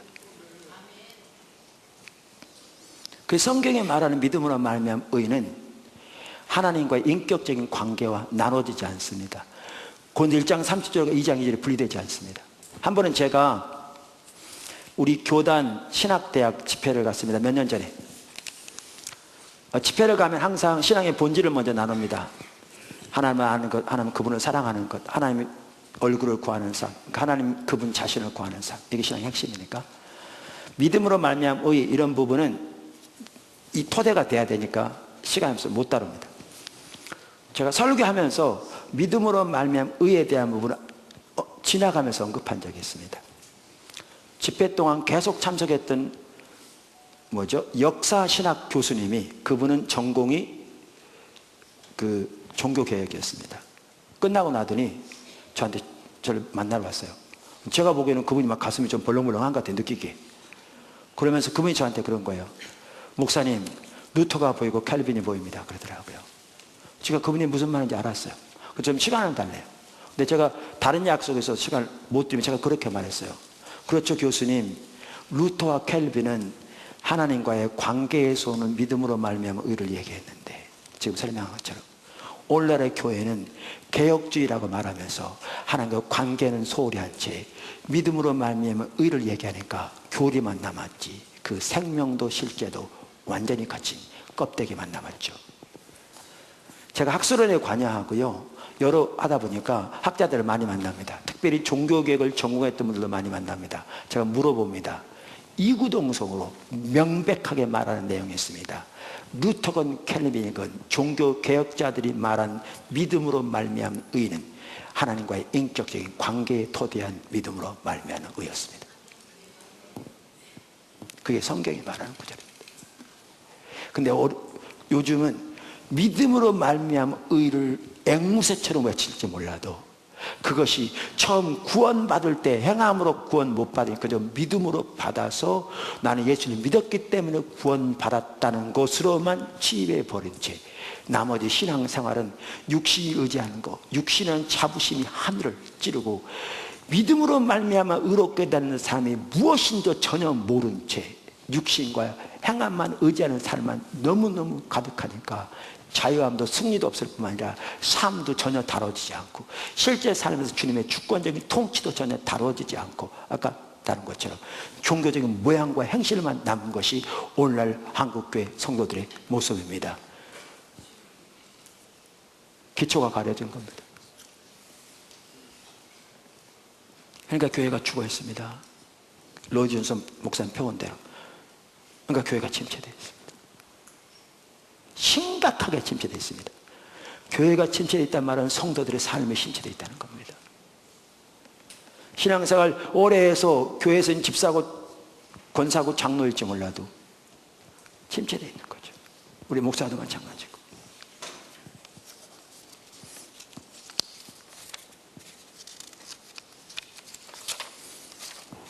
이와 같이 하나님 그 교회 기초가 하나님의 부흥이 올 때마다 이거 회복됐습니다. 그 교회의 기초가 회복되어지는 것이 하나님의 부흥을 가져왔습니다. 그런 차원에서 하나님께서 우리 가운데 하신 일이 너무나 놀라운데 문제는 교리적으로 아는 게 중요한 게 아니고 아까 나눈 것처럼 우리가 그 삶을 살아야 되는데 그 삶을 실제로 배워야 되는데 우리 중에는 그 교리적인 면도 전혀 이해하지 못하는 때로는 관심조차 없는 사람도 절대 적지 않을 뿐만 아니라 몇 번 배웠다고 이론적으로 안다고 우리의 삶은 정말 심각하게 육신을 의지하는 육신을 자랑하는 삶을 살면서 십자가 복음 운운하는 그게 우리 가운데 너무너무 팽배한 거지. 그러니까 하나님의 마음을 잃고 하나님의 비전을 잃은 거죠. 한편은 제 모습이 그렇고 한편은 여러분의 모습이 그런 거죠. 이게 우리 현실이죠. 마지막으로 세 번째, 교회의 기초 하나님의 유업. 하나님께서 하나님의 교회의 기초를 회복시키실 때 하나님 부흥이 임한다고 그랬습니다. 그런데 그 교회 기초가 회복되어지는 것과 또한 밀접한 관계가 있는 것이 하나님의 유업이 회복되어지는 겁니다. 하나님의 유업. 하나님이 하나님 백성들에게 주신 유업은 하나님 백성들이 철저하게 신앙의 본질 가운데 설 때, 그걸 다른 말로 표현하면 신약의 교회가 진정한 의미의 교회의 기초 위에 세워질 때 거기에 하나님의 유업이 주어집니다. 하나님의 유업이. 우리는 이것을 갈라디아 4장에서 잘 볼 수 있습니다. 사실 이 부분에 따라 설교한 적도 있습니다. 이사야 하반부만 보더라도 이미 구약에서부터 신약의 교회에 대한 하나님의 약속이 나옵니다. 하나님의 약속이. 그 대표적인 한 구절이 이사야서 54장이라니까요. 그래서 이사야서 54장 1절부터 3절만 읽으면 이렇습니다. 잉태하지 못하며 출산하지 못한 너는 노래할지어다. 산고를 겪지 못한 너는 외쳐 노래할지어다. 이는 홀로 된 여인의 자식이 남편 있는 자의 자식보다 많음이라 여호와께서 말씀하셨느니라. 내 장막터를 넓히며 내 초소 위장을 아끼지 말고 널리 펴되 너희 줄을 길게 하며 너희 말뚝을 견고히 할지어다. 이는 내가 좌우로 퍼지며 내 자손은 열방을 얻으며 황폐한 성읍들을 사람 살 곳이 되게 할 것임이라. 그러니까 이사야 하반부 보면 가장 먼저는 바벨론 포로로 잡혀가 있는 유다 백성들이 돌아올 것을 예언하고 있고, 그걸 기초로 해서 인류의 구속에 대한 예언이 들어있고, 그리고 더 나아가서 종들이 복수로 나오는데 이 종들은 신약의 교회를 의미한다고요. 신약의 교회에 대한 하나님의 유업이 이사야 하반부에 나와 있다. 우리가 신학적으로 이미 살펴봤습니다. 그러면서 갈라디아 4장에 보면 아까도 말한 대로 갈라디아 교회가 어떤 교회였습니까?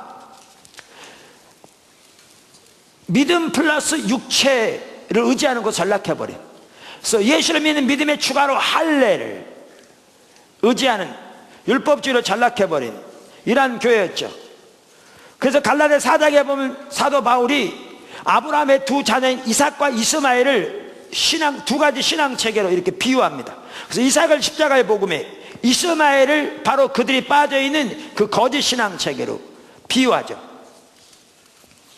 그래서 그들이 진정한 복음인 오직 믿음, 오직 은혜, 오직 십자가, 오직 성령의 원색적인 참다운 복음에 떠나서 예수 플러스 육신으로 빠져버린, 그래서 진정한 하나님의 역사가 다 거치기에 그들에게 말하기를 너희가 이같이 어리석으냐, 성령으로 시작했다가 이제 육체로만 치겠느냐. 그래서 내가 너희를 다시 해산하는 수고를 한다. 너희 다시 돌아오라. 원색적인 복음으로 돌아오라. 율법주의, 인본주의, 거짓 신앙체계가 아닌 오직 교회의 참다운 기초로 돌아오라. 오직 예수가 우리의 유일한 의가 되신 삶, 예수를 아는 것이 우리의 유일한 목표가 되는 삶, 예수가 진정한 의미의 교회의 기초가 되는 사람으로 돌아오라. 그래서 우리의 신앙은 그렇게 철저하게 말씀에 토대해서 오직 은혜, 오직 믿음, 오직 십자가, 오직 성령의 삶이다. 돌아오라. 이렇게 말하고 있는 게 갈라디아서입니다. 그러면서 갈라디아 4장에 뭐라고 말하는가? 이 두 가지 비유로 말하면서 4장 27절에 이렇게 말합니다. 기록된 바 잉태하지 못한 자의 즐거워하라. 산고를 모르는 자의 소리질러 외치라. 이는 홀로 사는 자의 자식이 남편인 자의 자식보다 많음이라 하였으니, 지금 아까 이사야서 54장 인용한 겁니다. 그러면 이 약속이 누구에게 주어지느냐? 이삭의 무리에게 주어진다. 진정한 십자가의 복음에 주어진다. 다시 말하면 교회가 오직 예수를 터 위에 세워질 때 이 약속이 주어진다. 너희는 여기에 떠났다. 돌아오라. 이렇게 말하고 있는 겁니다. 절규하고 있는 겁니다.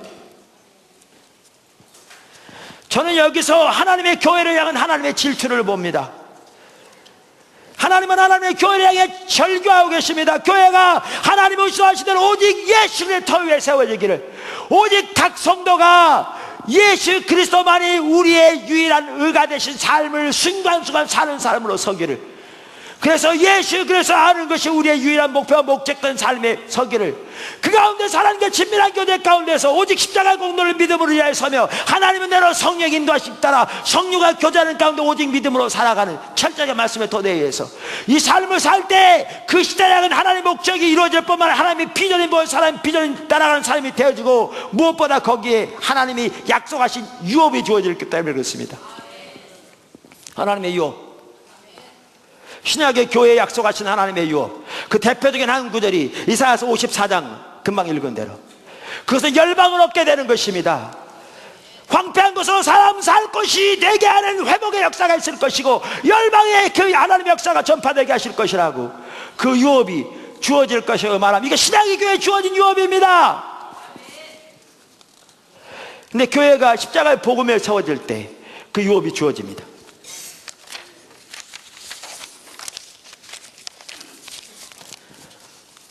(1999년 5월 19일) 제가 포도나무교회 분당했을 때 그 지하 전체를 구입하기 위해서 우리 교회가 매우 작았을 때 하나님 인도를 따라 기도하고 있을 때 하나님께서 이사야서 54장 1절 3절을 주셨습니다. 제가 성경인데 또렷하게 저에게 주신 걸 알겠더라고요. 저는 그 당시에 이 구절에 보면 장막터를 넓히며 처소 휘장을 아끼지 말라, 그리고 줄을 길게 하라, 말뚝을 견고히 하라, 그러니까 지하 그 주식줄을 그 말씀으로 이해했습니다. 지하는 주셨습니다.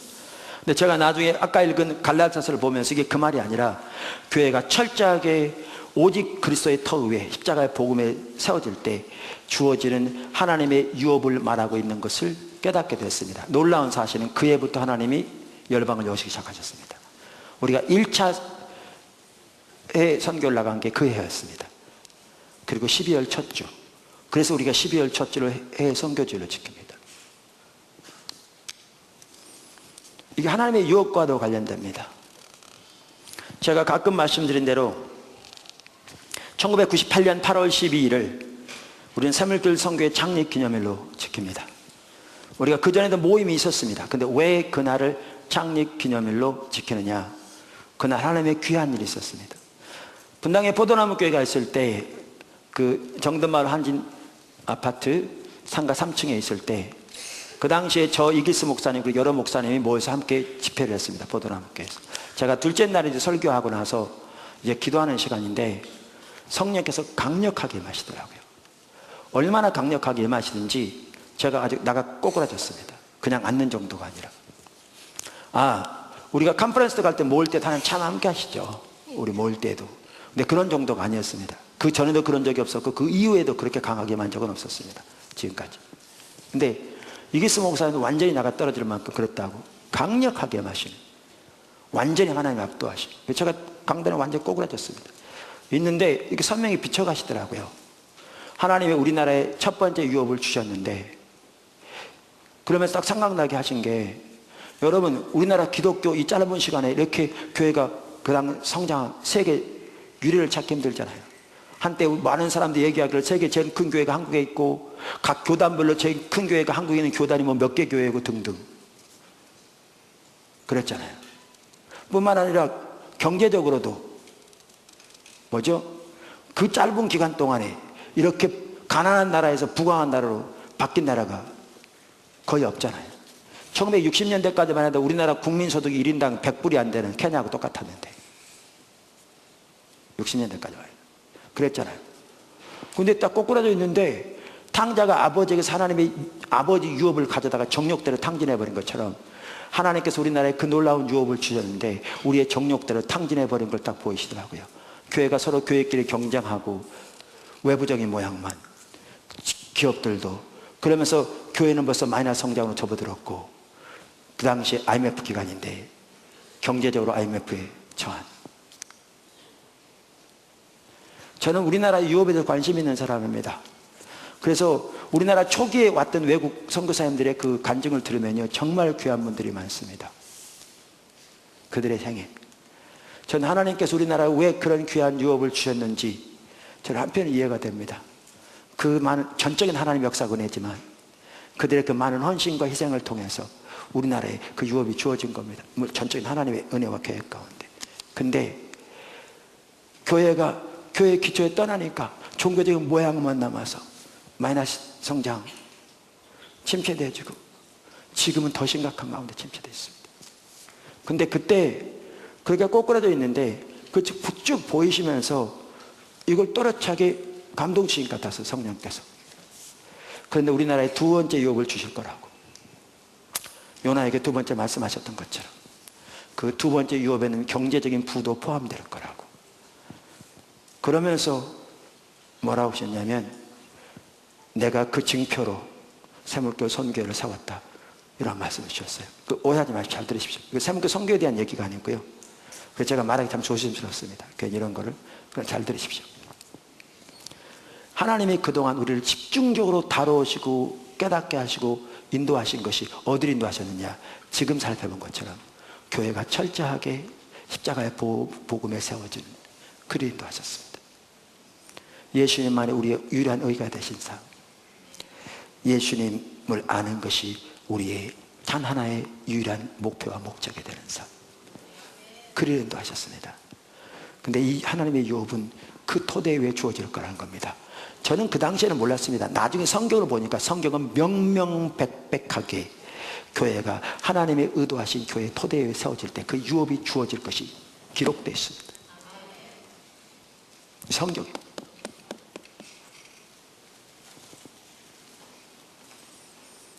하나님이 최근에 군선교를 열어가시면서 지금 우리나라 육군, 우리나라 공군, 아직 해군은 못하고 있고요. 공군, 육군과 공군 중에 일반 사병은 아니라도 부사관, 장교, 훈련받은 사람 중에 주일날 훈련도 때 교회로 오는 사람은, 어떻게 보면 대다수가 교회로 오는데요, 사람은 한 명도 빠짐없이 우리를 반드시 거치게 되어 있습니다. 지금 그렇게 광범위하게 설교입니다. 그러면서 그 열매들이 너무나 놀랍게 지금 나타나고 있습니다. 그리고 군교회들, 이제 장교들, 부사관들이 군교회로 가면 교회는 세워지게 돼 있는데, 이제 거기에 목회하는 민간인 목회자님들이, 목사님들이 핵심적인 역할을 하고 있죠. 650명의 군선교 교육자, 그분들을 위한 수련회 3년째 했고요. 앞으로도 계속 여기서 할 겁니다. 현역 준부사관단 수련회 지난 3년 동안 여기서 했고 앞으로 계속 할 겁니다. 군선교를 앞에 하고. 더 나아가서 이제는 362개 대학에 간사들을 세워서 군에서 세례받고 침례받고 나온 병사들을 대학 산별로 분리해서 그들을 섬기기 시작할 겁니다. 이게 올바로 계속되어지면 우리나라 다음 세대는 하나님께로 근본적으로 돌이켜지는 한 가지 핵심적인 통로가 될 거라고 생각합니다. 제가 바로 지난주에 본부교회, 육해공군 본부 영예교회에 가서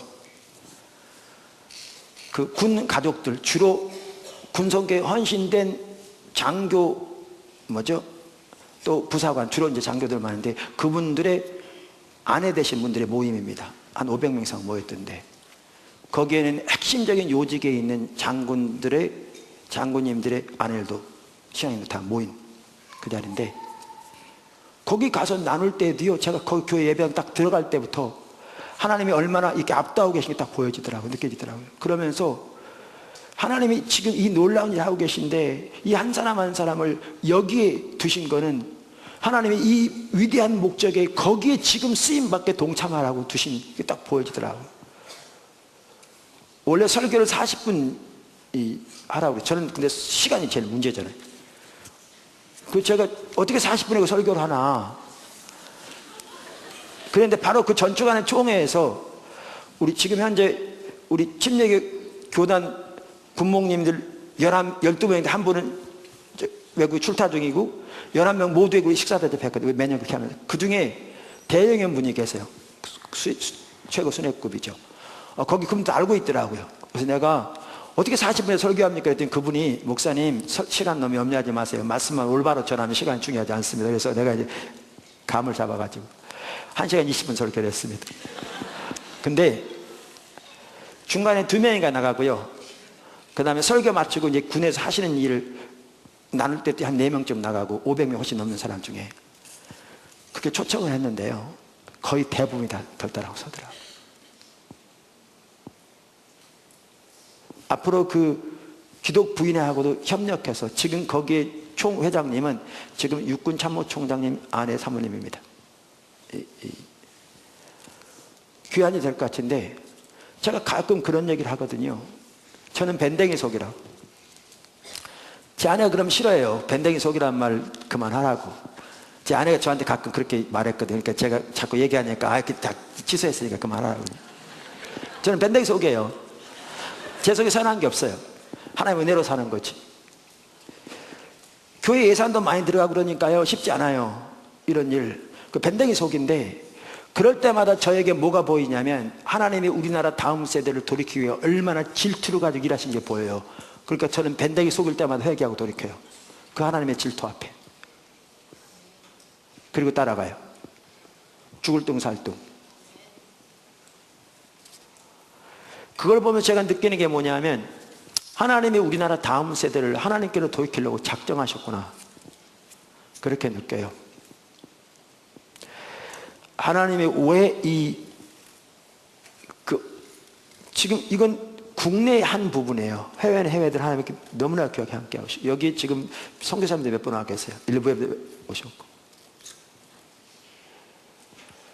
해외적으로 하나님께서 너무나 귀하게 함께 하고 계세요. 이게 다 유업에 포함돼요. 실제로 이 모든 유업은 모든 하나님의 교회에 주신 유업이에요. 근데 교회가 예수의 터 위에 세워져야 돼요. 터 위에. 그래가지고 왜 이렇게 하시느냐? 하나님이 우리가 그 신앙의 기초 위에 서면 하나님의 유업을 주시는 것을 증표로 보여주시는 거죠. 작은 증표. 제가 지난주 총회 다녀왔습니다. 그런데 요즘 교회들 정말 심각하게 침체되어 있습니다.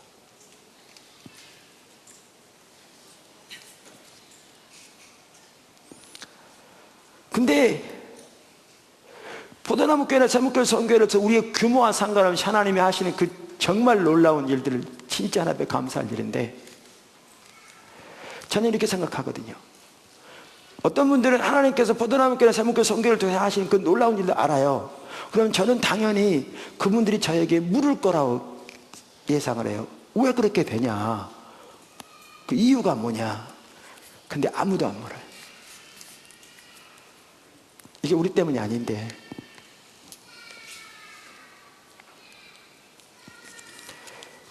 그래서 우리가 오늘 살펴본 게 뭐냐 하면, 교회의 기초는 예수 그리스도라. 예수 그리스도라는 말 속에는 예수가 우리의 유일한 의가 되신 삶과 예수를 아는 것이 우리의 유일한 삶의 목표가 되는 삶이 포함되어 있다. 그리고 그 토대 위에 세워질 때 하나님의 유업이 주어진다. 근데 그것이 가리워질수록 교회는 침체되고, 교회는 영적으로 죽은 상태처럼 침체되지만 하나님의 부흥이 올 때 바로 그것부터 회복되어진다. 신앙의 기초가 회복되어지면 하나님의 생명의 역사가 회복되어지고 하나님의 부흥이, 하나님의 유업이 주어지는 게 성경으로 명백하게 증명돼서 제가 성경 가지고 말하는 거잖아요. 그럼 우리 가운데 지금 어떻게 해야 되느냐? 아까도 말한 대로 포도나무교회 모든 지체들이 철저하게 신앙의 본질 십자가의 복음의 서기를 추구해야 합니다. 어제 연합 리더 모임이 있었는데 한 분이 그러더라고요. 가장이 큰 어려움이 있었나 봐요. 이것저것 정말 힘들게 다 해봐야 될 그런 상황, 하나님 다루신 가운데. 그래서 그 해답을 찾기 위해서 많이 알려진 여러 책들을 다 찾아봤는데 결국 그 해답이 십자가 복음 1, 2에 있더랍니다. 우리가 실제로 그 삶을 살아야 돼. 아까 말한 대로 신앙 기초를 지금 다루는 책이에요. 그게 기초예요. 이론적으로 알 뿐만 실제로 그 삶을 사는. 그래서 교회의 기초인 두 가지만 하더라도 저뿐만 아니라 우리 모든 성도들이 실제로 그 삶을 살아야 돼요. 저는 이러한 걸 이렇게 다시 나눠보면서도 하나님이 우리에게 주신 은혜가 너무나 큰데 이 은혜가 거쳐질까봐 고민입니다. 우리가 교회의 기초 위에 올바로 실제로 서지 않으면 그 은혜는 거칠 거거든요. 그 삶 가운데 안 서면. 사도 바울이 말하기를 내가 나된 것은, 나의 나된 것은 하나님의 은혜로 된 것인데 내게 주신 하나님의 은혜가 헛되지 않기 위해서 다른 모든 사람보다 더 많이 수고했으나 그것도 하나님의 은혜로 된 거라고 그랬는데, 하나님이 말로 할 수 없는 은혜를 주셔서 여기까지 오게 하셨는데, 우리가 철저하게 우리 모두가 교회의 기초 위에 세워질 때 그 은혜가 계속되는 거죠. 그리고 하나님이 말씀하신 그 하나님의 계획은 하나님의 능력으로 이루시는 거죠. 사실 제가 오늘 설교를 준비하면서 하나님 좀 많이 회개했습니다. 저부터가 회개할 게 많더라고요. 너무나 일이 다시 돌아가야 할 필요성이 많이 보여요. 저 자신부터. 포도나무 교 초기에 숫자가 작을 때부터도요, 저하고 제 아내는 항상 같이 다니다 보니까 1년에 40주는 밖으로 나갔습니다. 국내외로. 여러분, 우리의 부르심 비전 살펴봤잖아요. 그러면 그 아래 그 정관에 보면 그 아래 뭐라고 되냐면, 이것을 토대로 우리는 세 가지 목표를 간다고 그랬어요. 우리가 먼저 회복된 교회로 세워지는 거고, 다른 교회가 국내외로 회복되도록 섬기고, 그리고 그 교회들이 연합해서 하나님의 부흥을 예비하기 위해서. 이게 거기 써있죠. 그래서 교회가 작았을 때부터 40주장을 나갔어요. 제 이름 알리기 위해서 한 것도 아니고 사례 받기 위해 한 것도 아니고, 그 당시 사례비도 아주 작았죠. 한 교회라도 이렇게 철저하게 예수 그리스도의 터 위에, 오직 복음 위에 세워져서 하나님의 생명이 회복되어지고 하나님의 유업이 주어지고, 그렇게 하나님의 목적으로 사용되는 교회 되도록 섬기기 위해서. 그랬더니 그 당시 포도나무 교회 중에 성도 중에 한 분이, 그러니까 소위 말하면 세상적인 지혜가 있다는 사람들 그러기 쉬워요. 그래서 저는 융통성 그런 거 아주 싫어합니다. 그게 하나님의 지혜에서 나오면 괜찮은데, 너무나 타락한 세상적인 지혜를 그렇게 포장해서 말하는 경우가 많거든요. 그분이 뭐라고 하냐면, 목사님은 그만 좀 가시죠 그러더라고요. 포도나무 교회가 목사님의 힘이잖아요. 뭐냐면 본교회 키우라는 얘기예요. 거기 힘쓰라. 본교회 커야 성도가 많아져야, 그래야 좀 힘있게 목회할 거냐. 여러분, 교회가 커진다고 하나님 일하지 않습니다. 사람은 모일 수 있어요. 예산은 동원할 수 있어요. 그렇다고 하나님의 일이 되어진 거 아닙니다. 오늘날 보면 너무나 명확해요.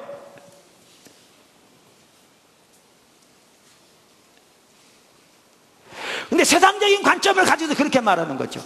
사실 그렇게 나가면서 우리 아이들 지금 셋 다 결혼했습니다만은, 걔 고등학교 2학년 때, 고등학교 3학년 때, 걔네들 그럴 때도 40주씩 나갔습니다. 밥은 저희 어머니, 친히 할머니가 해주셔서 밥은 해주셨지만 스스로 공부했고요, 스스로 학교 다녀야 했습니다. 예를 들면 입시생들 부모가 옆에 있어가지고 공부하는 지켜본다, 우리는 그 상상도 하지 않았습니다. 하나님을 키우셨죠. 그런데 그렇게 나간 이유가 뭐였는가? 말씀드린 대로 그렇게 교회가 회복되더라고요. 근데 제가 뭘 얘기한 줄 아십니까? 제가 가끔 그런 얘기 하잖아요.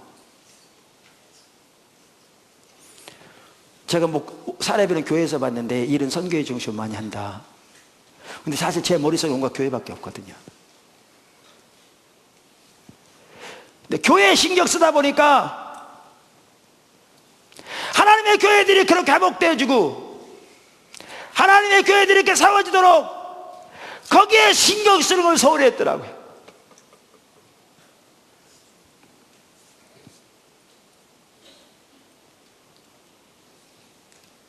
하나님의 마음을 잃은 거죠. 어느 순간에 저도 모르게 지교회만 신경 쓰고 있는 거죠. 이게 포도나무 교회가 내 교회도 아닌데.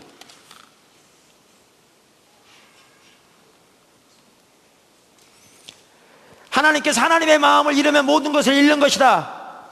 그런 마음 주셔서 여러분, 컨퍼런스 다가옵니다.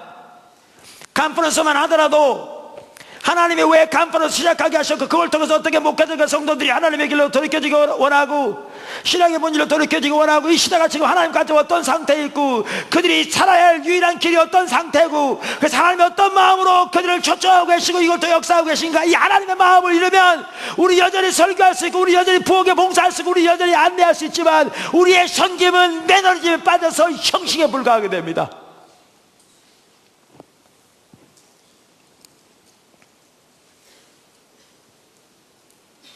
그럼 우리는 모양만 남습니다. 우리는 하나님의 마음을 잃은 거죠. 그래서 하나님의 마음이 중요합니다. 그래서 하나님의 마음을 잃으면 다 잃은 겁니다. 교회가 커지 뭐합니까? 숫자가 많이 뭐합니까? 외부적인 모양만 커지 뭐합니까? 우리 하나님의 마음을 잃는다면, 우리 하나님의 비전을 잃는다면 껍데기만 남을 텐데, 하나님을 구해야 하나님의 마음이 부어집니다. 하나님의 마음을 구해서 주 앞에 서야 합니다. 포도나무 교회가 하나님이 여태까지 우리를 인도하신 게 너무나 소중한 아름다운 일이었는데, 그리고 그건 전적으로 하나님의 은혜로 되어진 것인데, 하나님의 은혜를 깨닫고 하나님의 비전을 더 선명히 바라보고 하나님의 의지도하신 대로 교회가 그렇게 철저하게 오직 그리스도의 터 위에 그 의미 그대로 우리가 세워지기를 추구하고, 그렇게 하나님의 마음을 가지고 하나님의 마음이 있는 곳에 섬기는 그 자리로 저와 여러분이 서기를 주님으로 축원합니다. 그렇게 설 때 포도나무 교회는 존재 가치가 있게 될 것이고, 하나님은 하나님이 시작하신 일, 하나님의 능력으로 하나님이 이루실 것입니다. 기도하겠습니다.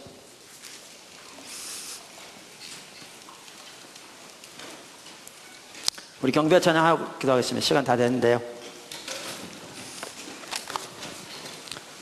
그래서 여러분들도 교회를 사랑하는 게 중요합니다. 당연히 하나님을 사랑하면서 교회를 사랑하지 않는 건 옳지 않는 말이죠. 하나님께 대한 헌신, 교회에 대한 헌신, 세상에서 세상에서 하나님의 목적에 대한 헌신, 순서들이 매우 중요합니다. 근데 포도나무 교회를 향한 이기적인 마음은 갖지 마십시오. 하나님의 마음을 가지고 하나님의 교회를 보십시오. 하나님의 교회는 포도나무 교회만을 말하는 게 아닙니다. 예수님이 피로 값주고 사신 하나님의 교회, 그리고 그 교회를 향한 하나님의 비전을 잃지 마십시오. 제 주변에 있는 사람들이 하나님의 목적과 비전을 알지 못하고 자기 생각대로 아까 말한 그 어느 성도의 말처럼 그렇게 말하는 걸 제발 저에게 들리지 않게 해주십시오. 너무 힘듭니다. 하나님의 비전을 가지고 서기를 축복합니다.